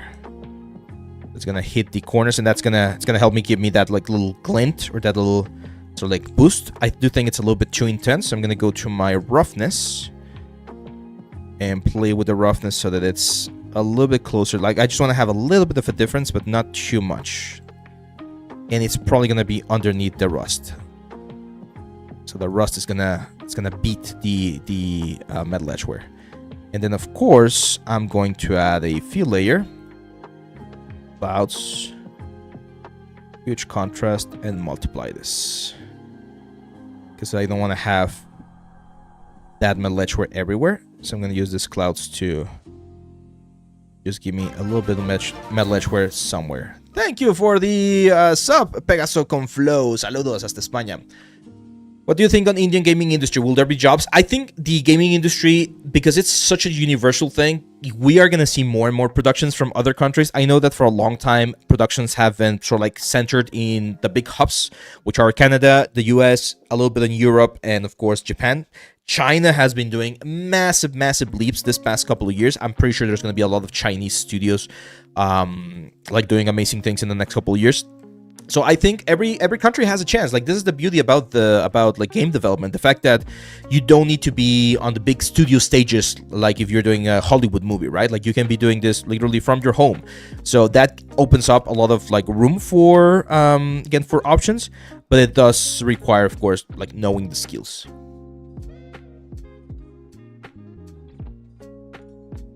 No, the one that was missing was this one on the top. So there's not supposed to be anything here. I think I just messed up, and on the low poly I forgot to copy the, yeah, see that? So on the low poly we don't have one ball right there. I forgot to duplicate it or something. So that's my bad. But again, like at the end I can just grab any of these bolts and just duplicate it before the final like presentation. It's gonna have the same UV.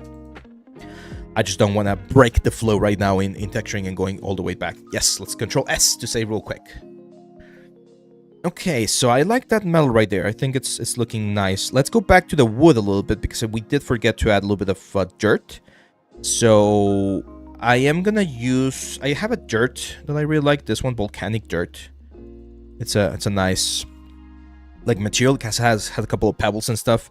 I don't really mind the pebbles. It's just a good way to break up because as you can see, you get like a little bit of like effects right there. I'm gonna add a black mask, of course. Right click. Add generator, and this is going to be a dirt generator. It's going to hit all of the dirt areas, including on the top, which is fine, but it's definitely, you know, maybe a little bit too much.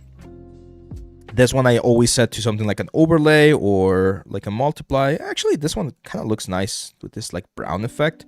So I might just like reduce the opacity a little bit. Yeah, that looks fine. I will break it up, so I will add a warp filter first. Just like move it around, and then I'm gonna add a fill layer. And instead of a clouds, I'm gonna look for the grunge. Let's look for a grungy bit like, yeah, that one's perfect. And we're going to multiply this. Always check out what's happening with the mask. And this is how you get this sort of like grungy effect. That's great. Awesome. And then you add another paint layer. And if you see, for instance, an area where there's a lot of rust, well, I might expect to see a lot of dirt as well, right? Or if you see an area that, for instance, here, like that's an area where I think like dirt would accumulate. So I might add a little bit more dirt right there. You can always go to your color map and just focus on what the color is doing and use this as your guide point to decide where you want to add this kind of like details.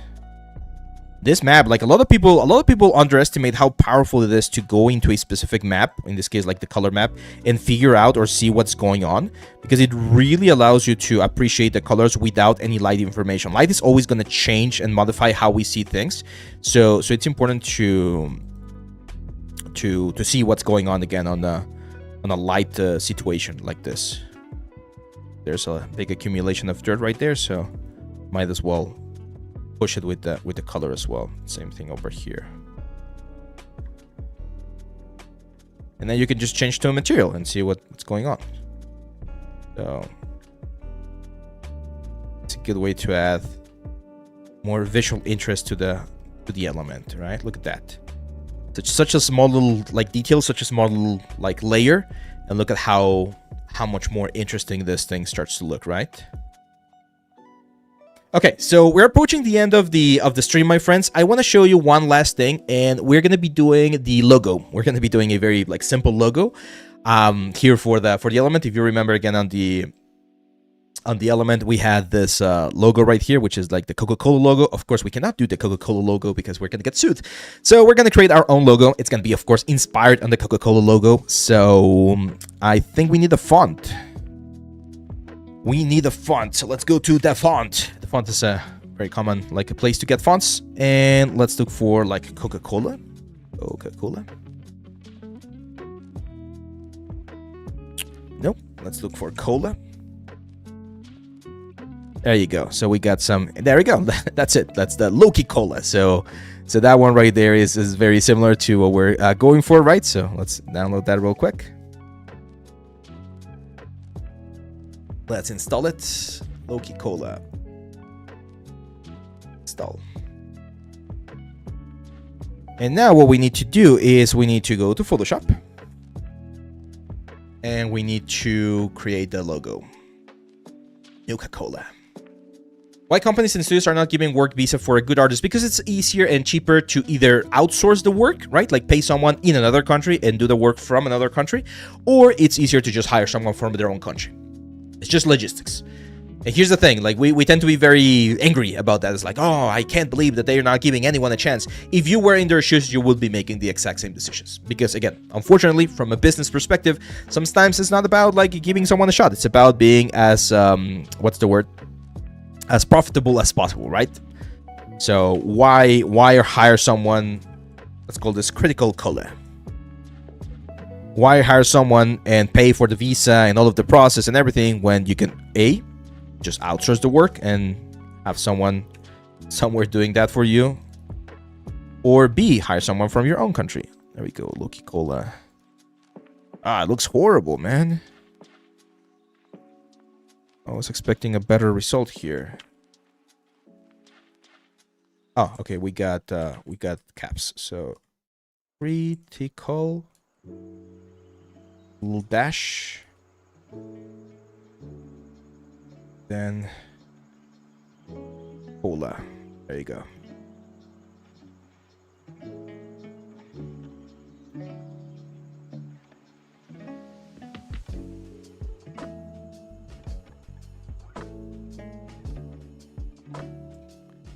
Awesome. So this is what we're gonna do. I'm gonna save this.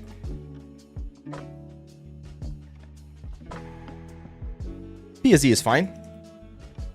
This is a fun thing. Like, usually you cannot save in PSD and use it in other softwares. Like, most softwares don't have that, like, license. No. 1 second. Hey! Of course I'm using this.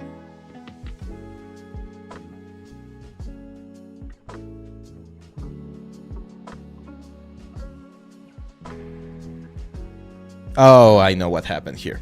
Oh my god. Really? I left this open on my laptop. Give me 1 second, guys. We're gonna have to do this in Krita instead. Same stuff. Yeah. So otherwise I'm gonna have to go all the way to the house and then turn off the laptop, close Photoshop. Yeah, I hate this. 1 second. CD Projekt Red is giving a summer internship in Poland. Should we apply it or not? If you are in Poland, sure, man. Apply. Apply.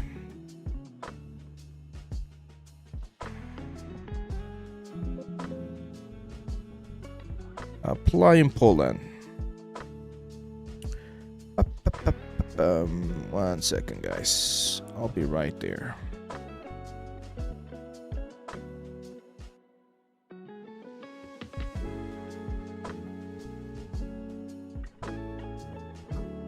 Okay, now we're back. 2048 by 2048. There we go. 8. Let's do here. Oh. Let's grab the black color. There we go. Then we grab our text tool. Gonna grab Retopo. Oh, it's what was it called? Loki Cola. There you go. Loki Cola. There you go. And it was gonna say Retopo Cola.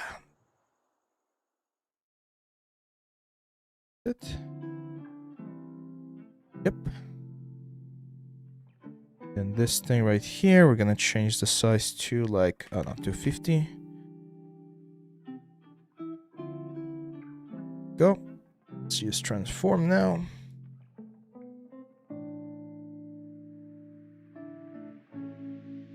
Let's zoom this in.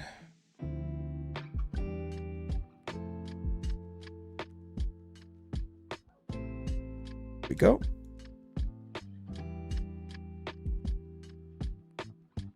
Awesome. Now we need to change the color to pure white.